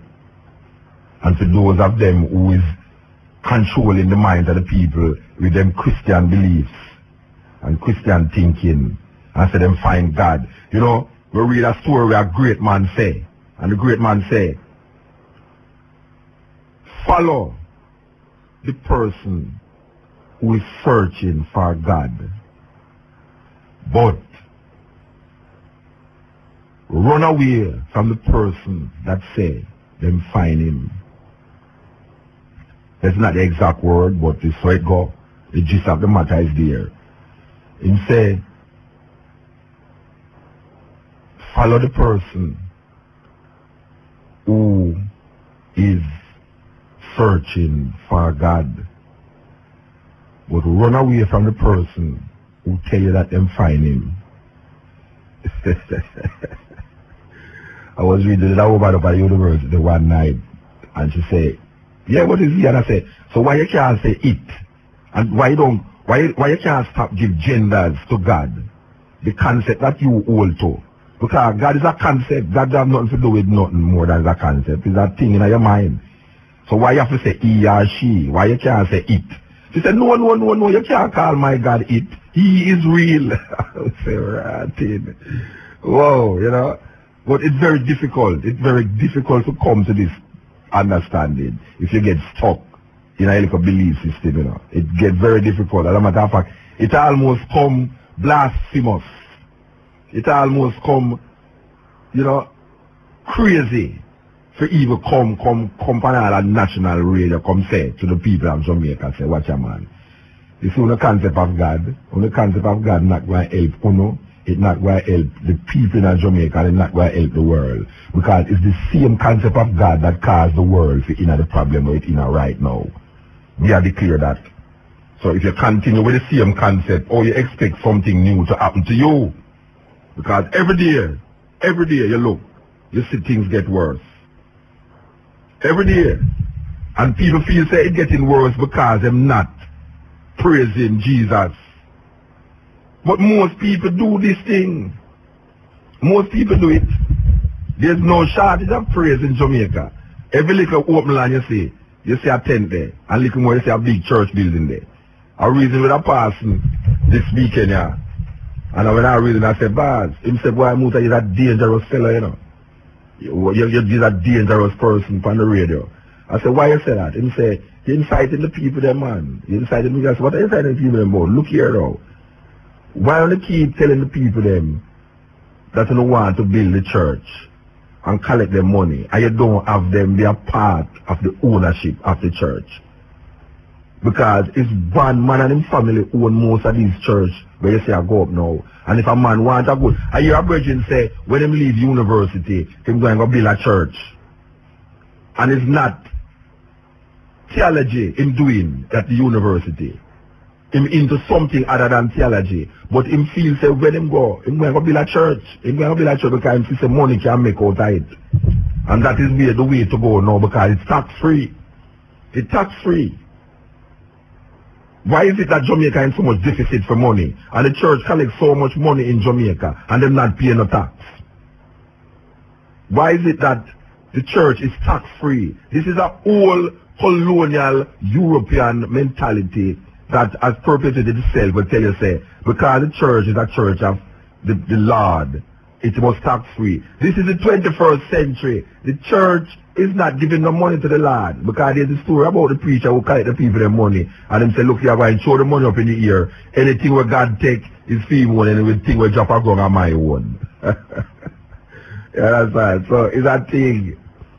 The church should be paying tax, because the amount of money that passes through the church every Sunday could help the deficit in our cash flow in Jamaica to build roads and schools and hospitals for black people to go by, instead of waiting for God to put them in heaven and waiting for them to die to take away their other inheritance from them.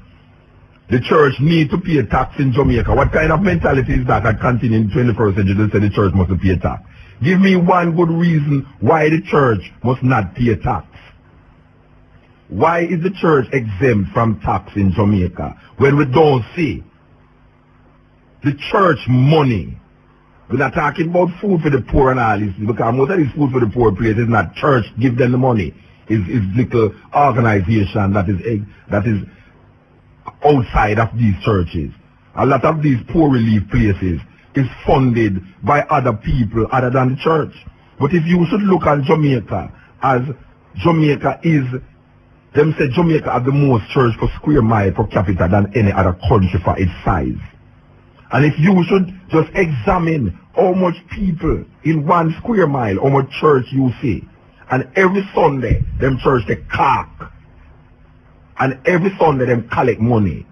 And if poor people even drop $100, because poor people now go to church again with no 10 cents for drop no plate. Them now go plate collection. A box and bucket them and they walk around with nowadays. You know, see the plate. First time we used to go to Baptist church with my granny, they walk around with a plate. And everybody can see everybody a show. Then sometimes you see them have a little bag, like a bingo bag, and them just drop your money, nobody can see. But me can bet you say, when people go to church in these times, which me not really go, but a man can call me and tell me, that a man now put less than $50 in the plate. You understand? And then church they cock.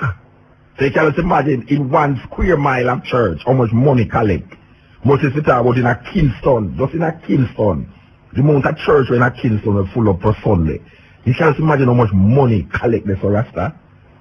The money we collect in a church for every Sunday in a Jamaica. Suppose it can alleviate enough things we are going in a Jamaica right now, socially, for the people them. But we don't see it spilling off in the wider community most of the time. All we see is big and brighter church places going up and more recreational facilities for people who don't want to go to parties, but they have their own party, who don't want to go to a Stone Love session or go to a Sting, but them have them stage show where go and see them like Sting, don't go think them and say is Jesus, and the man over there so I say Jah. But no difference there, because of the same kind of music, the same hold up your hand if you love Jesus, wave your hand in the ear if you love Jesus, and the same DJ are going and things. So no difference there. But them is exempt. Them is tax exempt people. I vex about those things. I vex about that Rasta. Where I see my country can be really, really money earned every Sunday. The biggest part of that money earning aspect of Jamaica is lost in what you call religion. Because our leaders give credence to religion.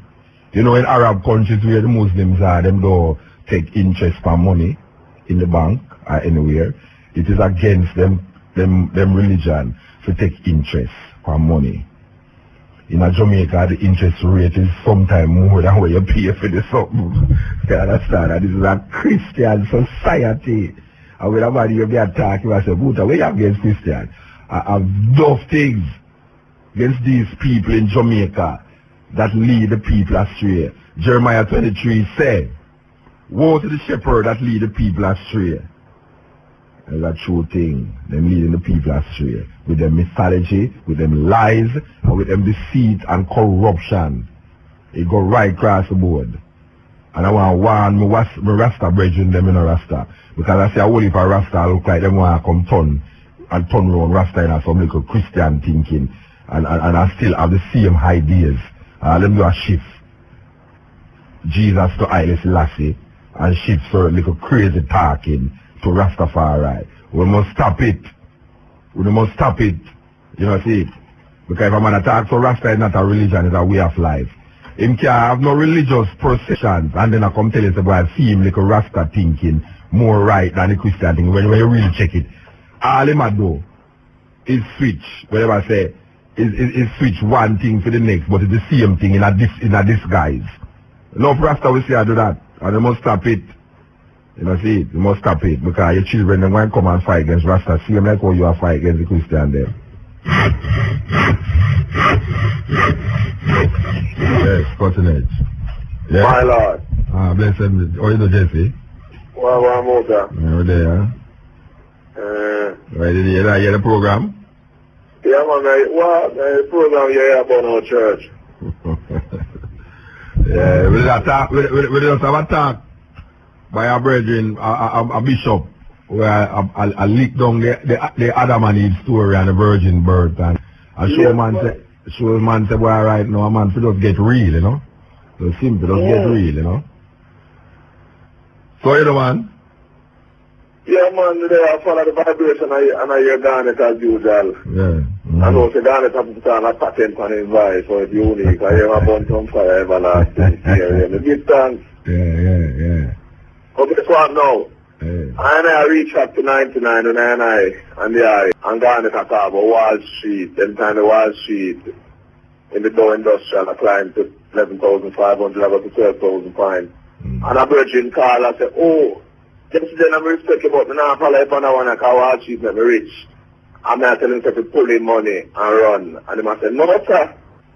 But from 2,000 to now, at 3,000 points Wall Street lose. So all I'm on the invest get a beaten. All Jamaica. No, all of them don't get a beaten. So I know all the virgin now. All vibes, Steve. No, I say all of them don't get a beaten. Because Wall Street seems to be going stronger now. Since September and everything. The war, balance it now. No, that means maybe a man create a war to make Wall Street get more powerful. But that's exactly what I want, but that's why I show the message now. Still, Wall Street is a casino. I want to tell all the banks in Jamaica, because you know the banks in Jamaica do. Remember, say, the crisis will go through the other day now. I went past singing go buy a bank of Miami and a trade on Wall Street to be the first Caribbean youth a trade on Wall Street, you know. And chaos happening, you know, Eagle Merchant, Tumblr, everything Tumblr and FinTech can't take over. But the bankers then still invest on Wall Street, not knowing and realizing that it's that gangster run casino. And them guys don't want to show them and them to know that. Because when they're ready to cash it and bid. And then when they're ready to make it billion people won't lose. Wall Street lose 8 trillion, some money lose. By 2000 to now 8 trillion them lose and one out of pocket is going on. So, poor people want like Bank of Jamaica and poor people don't know them things there. But so we are Minister of Intelligence, you have to know. It's a matter, my lad. And remember, church. A church with the people, because we're not state and church, you know. A church and state. Yeah, church and state. And that we know. It's the people them don't want to see say their life has been controlled and manipulated by a force that them feel says outside there, but it's really inside of them, the force there. It has been imprinted and indelibly put there. That a one feel say, you know, it's him that do the thing, when it's not really him, but him is controlled. It's very difficult to tell a man say he's controlled when him don't see nobody around him and control him, you know. But him don't know about psychology. The people them still wait for Jesus to come. You feel so? More than them. What do you mean if them still await? Them still await? I tell you to the church, them cock a Sunday. How are you talking about? Them feel that you hear what the Christian faith do now. The Christian faith make you feel say the worst thing is the worst socially and economically and politically, the worst things is the nearer Jesus is. And that is a weird concept, you know. That most people who get credence to Christianity, anytime things get bad, it's that time you hear them feel say Jesus Christ is near. And anytime things get good, Jesus Christ look at the far because you're not supposed to rich. You know see? So a man who rich now, a man tell you, why if you're rich, you're farther from God. But if you're poor, you're nearer to God. You know, it's them kind of concept there. We can't understand them concept there. You know, the people that are so far, they're not how to live in that. They don't have nothing, you know. And anytime some disaster take them say God they're near. So them go to church more. But at the same time them alright now. To them say God they're far. You know, there's a saying within the culture of Jamaica and the Caribbean, I say, if you think about diamond, you think about vanity and that's all fear or drop out or suffer. You never know that though. Well, white people are think about it and them is controlling the whole world. The Jew them are think about it and them control the whole world. Well, between I and the whole black man Republican cut diamond and some black Indian in a Bombay. Other than that, it's just the white Jews control it, you know. So it's a thing now, you know, the black people live. I don't know nothing about everything there. It's a thing. It's a terrible thing. It's depressing, Rasta. It's depressing. Because I can't understand how a man in the worst poverty of poverties, right? And it's very much in the worst of poverties, Rasta. You see him run gone to church. You notice a whole heap of people who turn Christian. It's not love them love Jesus, you know. It's fear them situation, you know. So anytime some disasters take them in life, them change and gone to Jesus. You know see, but anytime everything alright with them, Jesus is forgotten. You know see it? So it's only in times of trouble, according to the song, them call upon Jesus. But when everything alright with them, they don't talk nothing about no Jesus. So this is true, everybody in a sufferation now and this and that and murder rate and thing. No people go to church because them see so when them go to church, everything will go alright and get worse. It's worse. Then I have asked the next question. Then, you know, to say with the Arab so-called Arab force threatening Christianity, then, you know, to say the church people have it as prophecy to say, you don't know, a force of a rise up. Well, that may I show you how people think. You see now, you see what them go now, them go look in at the Bible now, you know, to find a rational in relation to them God about what is taking place. So when all the building crashing at the plane now, when the plane crashing at the building now and America gone over this over kill all the people them now, you have Christians who go in at the Bible and try to find a rational Bible thinking to justify or not justify what is taking place. Instead of seeing, say, America foreign policies is what is causing all of these things a whole heap of time. And America need to revise them foreign policy. Man start going to Bible and I say, see there, I know that this must have, you know, Revelation 18, it said this about, you know. And Revelation 18 have nothing to do with no building or crashing or no building, Rasta. With no plane or crashing or building, you know. Revelation have nothing to do with it. Man must wake up to them reality there because every race, every nation of people who read the Bible, anytime something affect them turn to the Bible to see how it relates to them. In every time, in every ages, from the Bible was given to us 2,000 years now, everything that happened to mankind in relationship to Christian thinking, people turn to the Bible to justify or not justify the action or the reaction that take place in the reality of the life. So the Bible is not a specific time period. The Bible, man use the Bible to transcend the time period where you're living in, you know. But when you're living in that period there, if something happens, you say, see that the Bible, yeah. Then we don't know, sit at the Bible, or see there. It's like how some man look at the Bible and then say, boy, I listen to the Almighty, see at the Bible there. That means if you never have the Bible, they wouldn't know that, you know. They wouldn't even come to that conclusion. A man look at the Bible and say, see there, in a Leviticus, it tell you, say, homosexuality wrong. He couldn't come to that conclusion, the Bible is looking for the natural order of things, you know. You know, see, you have to turn to the Bible. Yeah, man. They don't say the Bible tell you, say, homosexuality is this and that. Then suppose Leviticus never say it. You only understand, say, that just by looking at nature, you don't have to even give credence to that. Why you have to turn to the Bible to know that? And then want to the part of the Bible where we oppress women, like the man I tell you about the 10 Commandments. The 10 Commandments, thou shalt not covet your neighbor's wife, nor his oxen, nor is this and that. That means that you have put woman and oxen and all them things together. And lump up woman together. Woman not see these things. Woman not see this. Moses did learn things in Egypt. And where Moses give the people them, the Jews them, is where the Pharaohs them give him. And it's more than that the Pharaohs them give him to. So you have to go back to the root of where Moses go learn for him thing. To come learn about the essence and the quality of life that black people used to live before all of these Bible doctrine come and mess up and mash up the whole concept of the thing. You know, so I will fix up the Bible now. Eh? I will press the Bible print now. Oh, which one? Oh. The press? The oppressor? The oppressor? You know, Oxford press. The oppressor press. You know, the Oxford press in England. Oxford? Yeah, when everything is thinking in a Rastafari tradition now is Rasta will worship Bible and Rasta will say, my Lord, we have to look on the Bible good in a car. The Bible have black people across Egypt. And Egypt have one of the highest existence of black people worldwide. And have I across Egypt. And a big up Moses. And a big up Yahweh. And a big up Jehovah.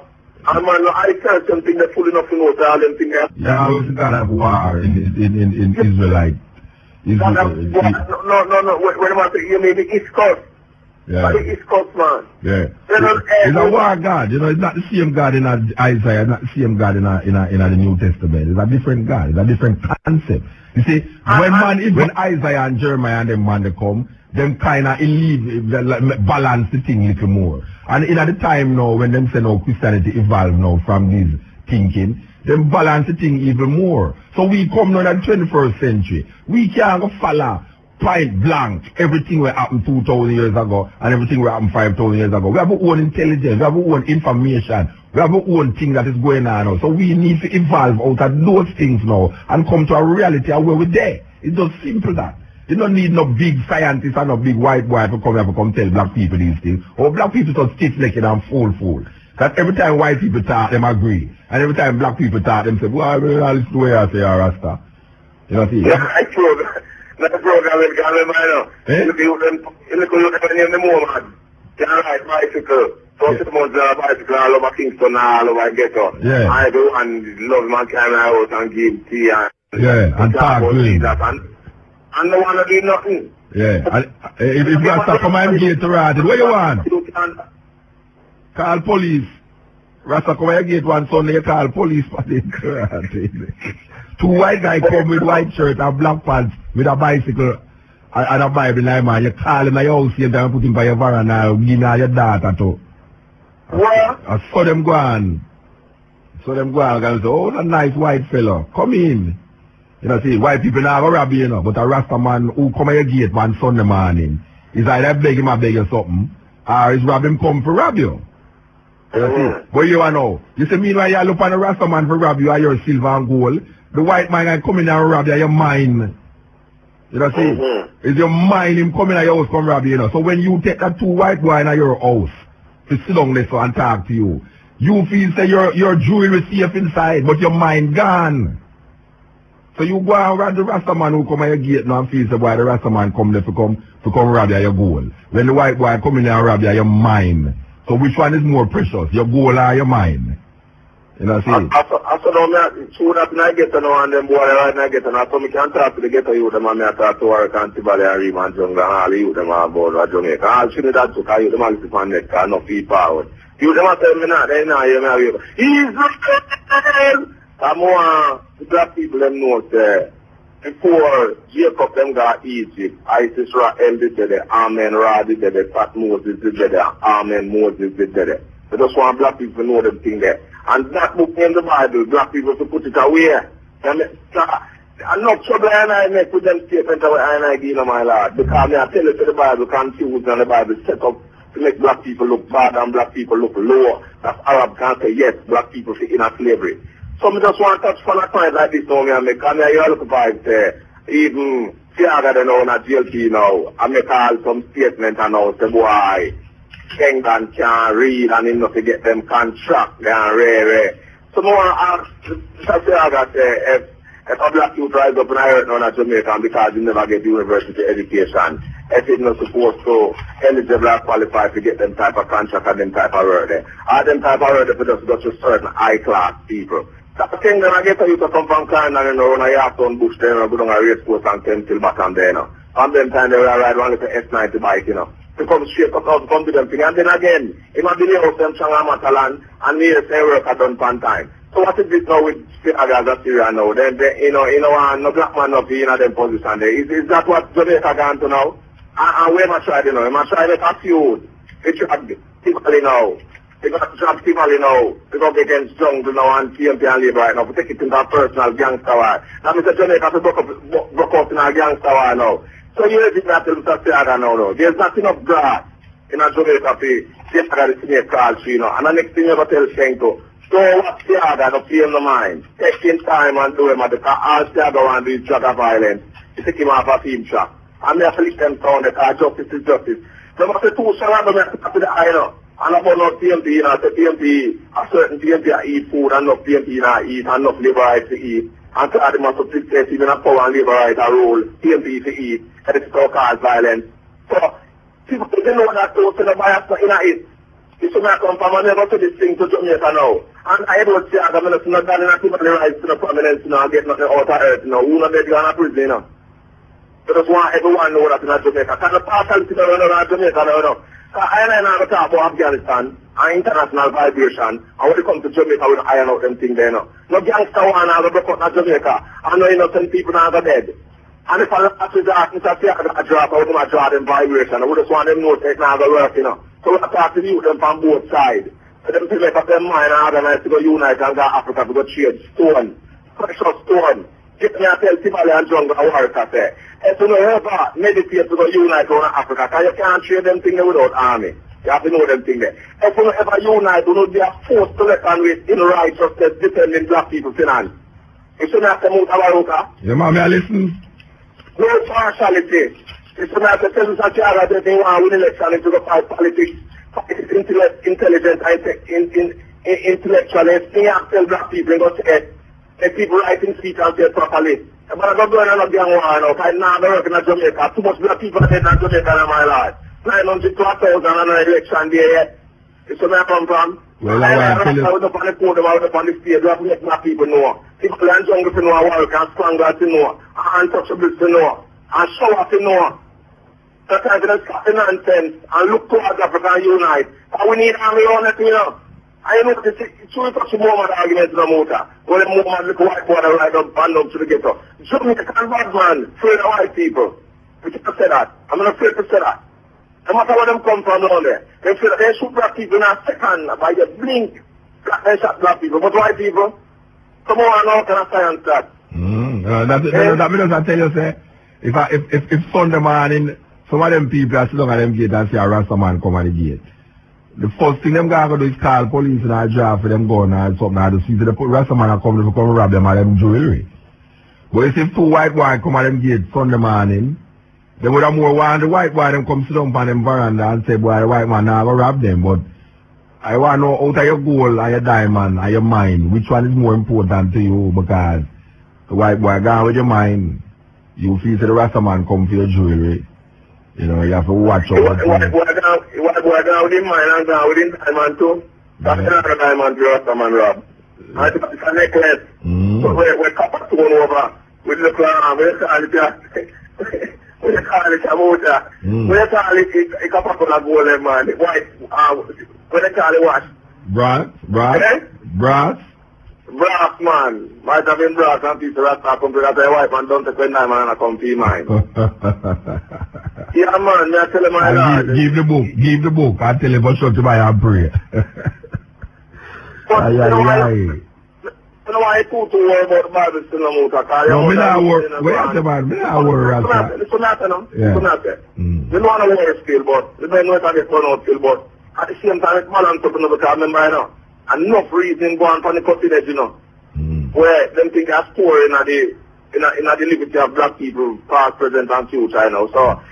So me know that I might have compiled it in a cassette, but not that I use to compile it all type of way. And I said, boy, this did say and that did. Hello? No, that am I, you know, phone now. I said, me have a minute, so you don't know. Okay. But so me come from, not to compile it. And in the future, the youth have it to listen to. Let the youth know that I and I run and write a new Bible. Of course. So me come from. True experience. It's a man, true liberty and living. Yeah, that true liberty and experience. We have to just know, comprehend what is taking place through our reality and just write our one thing. That is why it's so important that these musicians say the right thing. Because the musicians them say the right thing, it will go down in history as a biblical scriptures. You know, see? But most of the musicians them are praise all something what them know about, man, or some Yahweh and something. But anyway, you say Prime Minister near the field, what happened? Me no hear you? I said, me hear the PJ near the field over Portmore, what happened? No nearly, him faint, him drop down. Have you? Yeah, every time I go over there, him drop down. I'm not saying I'm exhausted. So them put him for rest. So we don't know, he must stop rest and all. Man gone and stick him thing done. But I tell the people them say we need to wake up Rasta. I mean it's kinda difficult to tell you at 5 to 3 for wake up, but we don't talk about that kind of wake up there. We are talking about reality check.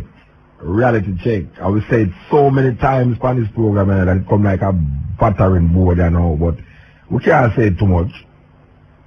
Check your life. Check the collective. Check what's going on in the world today. Check what's going on in Jamaica. Check the philosophy. Check the religion. Check the politics of Jamaica. And tell me if you feel justified that what is happening is what you want to happen. Check it. check the religion of the country and tell me if the people them who you say carrying out this religious practice and religious belief is nation builders, is role models, is people who is defining a certain quality of life that is necessary for your children to come live. Check the politics of the country and see if the politician them who you give power over your son and your daughter, that when certain times of the year come, or every 5 years, the slaughtering of your sons and daughters is necessary to keep these people in power. Check and see if this is the quality of life that is necessary for you and your children to live in this society. And if your answer is yes, this is the quality of life, well, just make it continue. Just make it continue. But if you just have a doubt in your mind, say, why, this is not what we want, this is not what I want for Jamaica, this is not what I want for the people, this is not what I want for myself, then you are guilty of not waking up to a greater light in yourself. You are guilty of not questioning and analyzing and think for yourself. Because some people give up them political idea, you know, but you see them religion now, them scared. And that is the problem with this thing named religion. Because while the society will make you go to church no matter how you look, when them not going to make you go to school no matter how you look, you have to fight for go to school with locks. You have to fight for go to school with afro. You have to fight for go to school with a different religious belief. Because I stand up this morning and I listen to a school, them are called, ring the bell for school start. And I listen to the school and I hear them as preach. They when them give the national anthem and them give the waiting there. And then them going at this religious sermon. And I am saying, wow, they suppose everybody there is not of that religion. How them come to grips with that? But you know where I hear the youth them I say? The youth them I say, that the teacher them I say, if them now come at devotion, them not to come in a class. So whether you're Muslim, whether you're Buddhist, whether you're Rasta or not, if you decide as a youth or as a parent that your child must not take part in Christian devotion, you're liable to get expelled. That is the thinking what we have in a Jamaica, as the society where we live in. You know, see, the society will tell you, say, well, right now, you see, right now, this is a Christian society, and you have to do, you know, I'm going to fight against Taliban, or the Taliban. It's only no different from the Taliban, because the Taliban say, well, right now, you can't even go preach Christianity under the Taliban government. You can't even preach Christianity under the Taliban government. Them think they're liable to get you killed. But them draw themselves from these things.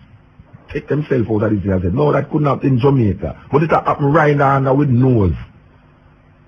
Maybe that as blatantly as killing you by shooting in your head. But killing you intellectually. Killing you in a more subtle way. Because them tell you, say, you have to get devotion. You go to a school, you must have devotion. And everybody who having devotion is giving credence to Christian thinking. Jesus Christ and the God of the Bible. Every one of them is doing this. That means, say, if you don't have no chance, if you decide, say, well, right now, you're not taking part in it, but you guys sit down in your classroom until devotion done. The principal went to come there and say, oh, you're not in devotion. And you say, sorry, sir, but I don't give credence to the Christian God. Out you go. Out you go. You know what I'm saying? I'm not tolerance. What I'm saying? I'm not tolerance. Because I play tape with man and I praise Jesus. I talk to people every day. You know, see it? People come amongst me, I work with people, people work with me, but don't even have nothing but Rasta in their mind. You know, see it? It's a weird thing. It's a weird thing we live in this society, Rasta. And things not getting better because we now root out the cancer. You know, see it. We are pretty it up, put paper upon it and throw a little, you know, rub tiger balm over it or something. We are do. You know, we're not going at the root right and dig it out. The politics and the religion corrupt to the core. So when you can reach a pass now, when you can reason with a pass and a pass tell you say, well, I'm gonna build my church, yes. I'm gonna build a church, yeah man, I'm gonna build my church. You know, see it? Yeah. That's a fever vision. Every young youth right now, we are third pass or get ordained or what them call them. Them a look for go build a church. And so the youth tell me, say, boy, when them leave university, I'm gonna build a church, I'm gonna go preach. And I say, yes, boss, go and do it. This is the money there. This is the money there. Nobody can stop you. Earn money. I just so it go.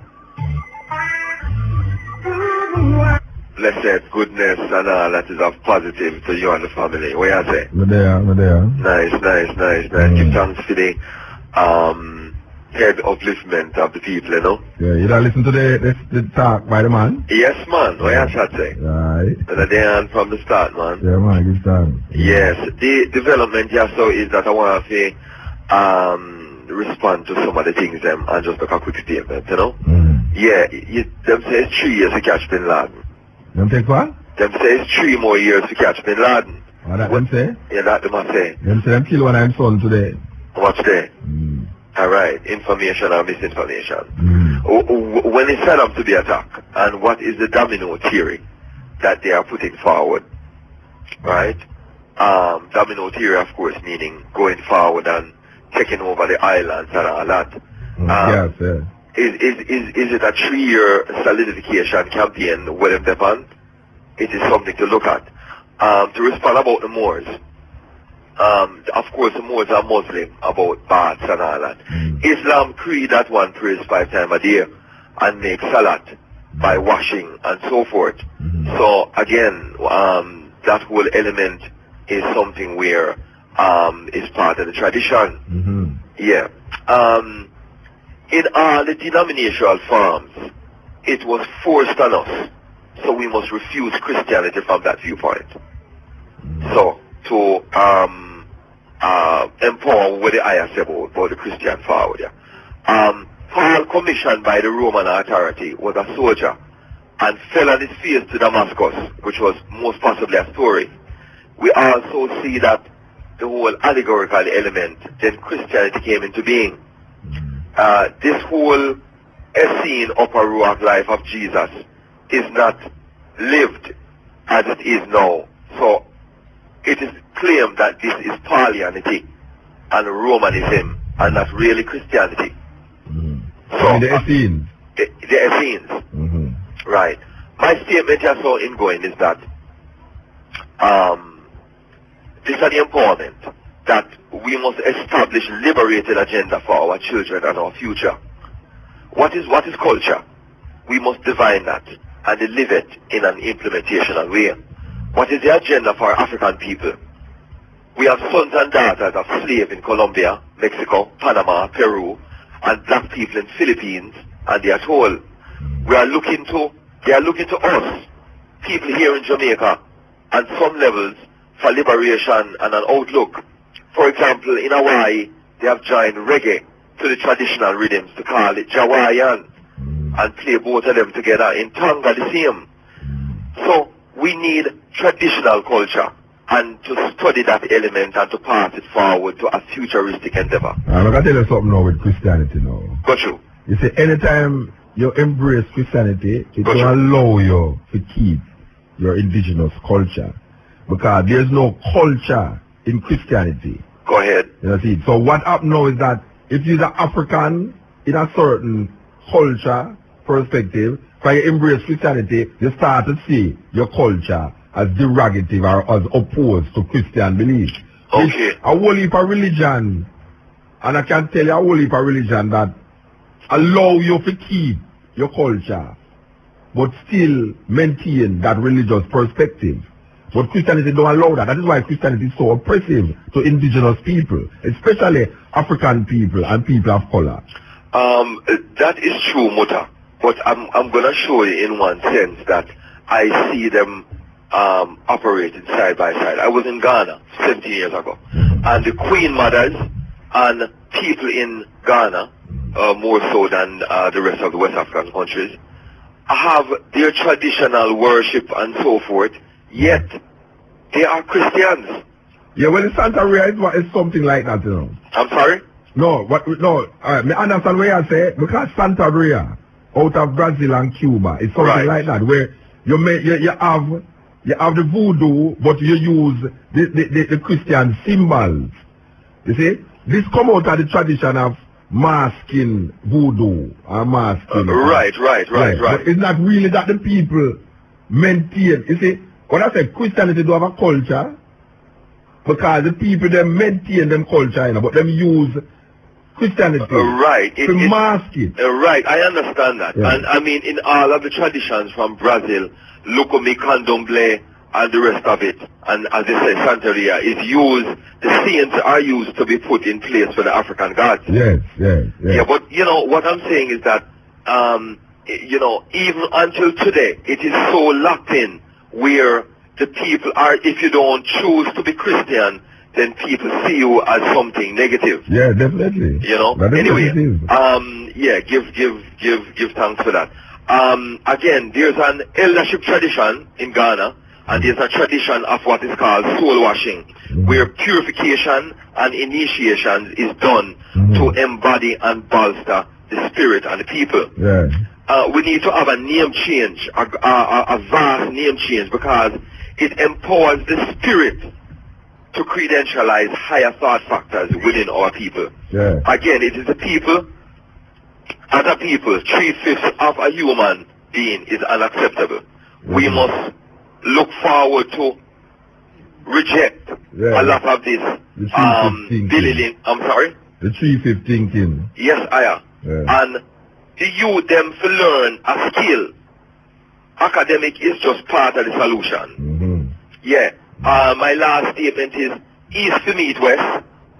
We must use the cross-cultural connection from Zimbabwe and Angola and Brazil and the Kikongo and Bakongo tradition to foster what we have here, so in terms of our drumming and our cultural ideas, and share them and learn greater essence to that cultural reality so that we can be more harmonized as one people globally. Yeah. Yes? Yeah, man. So, Mutabi, thank you. Give thanks. Blessed, yeah? I did. One love. Yeah, man. The virgin talking, nice talk. Yeah. Them say, enough respect, enough blessing to Jesse. Yes. When the man called on the gang war thing. Yes. Because gang war thing to stop and people afraid to get up and talk who are build them thing in Jamaica for a long while. You understand me? I say, more love to the eye, more love to the brother, and just keep the faith and the good work and give thanks. Yeah, man. Give thanks, Virgin. Yeah, man. More power. Yeah? Yeah. Okay, so we're going to come out of here now. This is the Cutting Edge and IFM. So I say give thanks to the ones that who stay with me. The journey from 11 till now. And we want to tell people them next week we're going to present part 2 of this Anglican Bishop talk. Next week we're going to talk about the virgin birth. Understand? And as I say, we want to bring back a tape name, don't know much about the Bible. We want to bring back a tape in December, yeah. Understand? So, but there with you. This is the Cutting Edge and IFM coming through. We give thanks to the moment. It's always a serious honor to just talk these talk and walk these walk. I will know say no other radio program now will present it this way. You know see it. So if we are commissioned to do it, we just get commissioned to do it. Just so it go. Alright, so my people, indeed, this one was really interesting. And you don't know say, you can leave an honest comment down in the comment section. And also, your own opinion. And you don't know say, me day up on the Black Unity program. So feel free to leave a like and subscribe to this channel if you're new. Big up to each and every one. Up until then, peace out. Adios.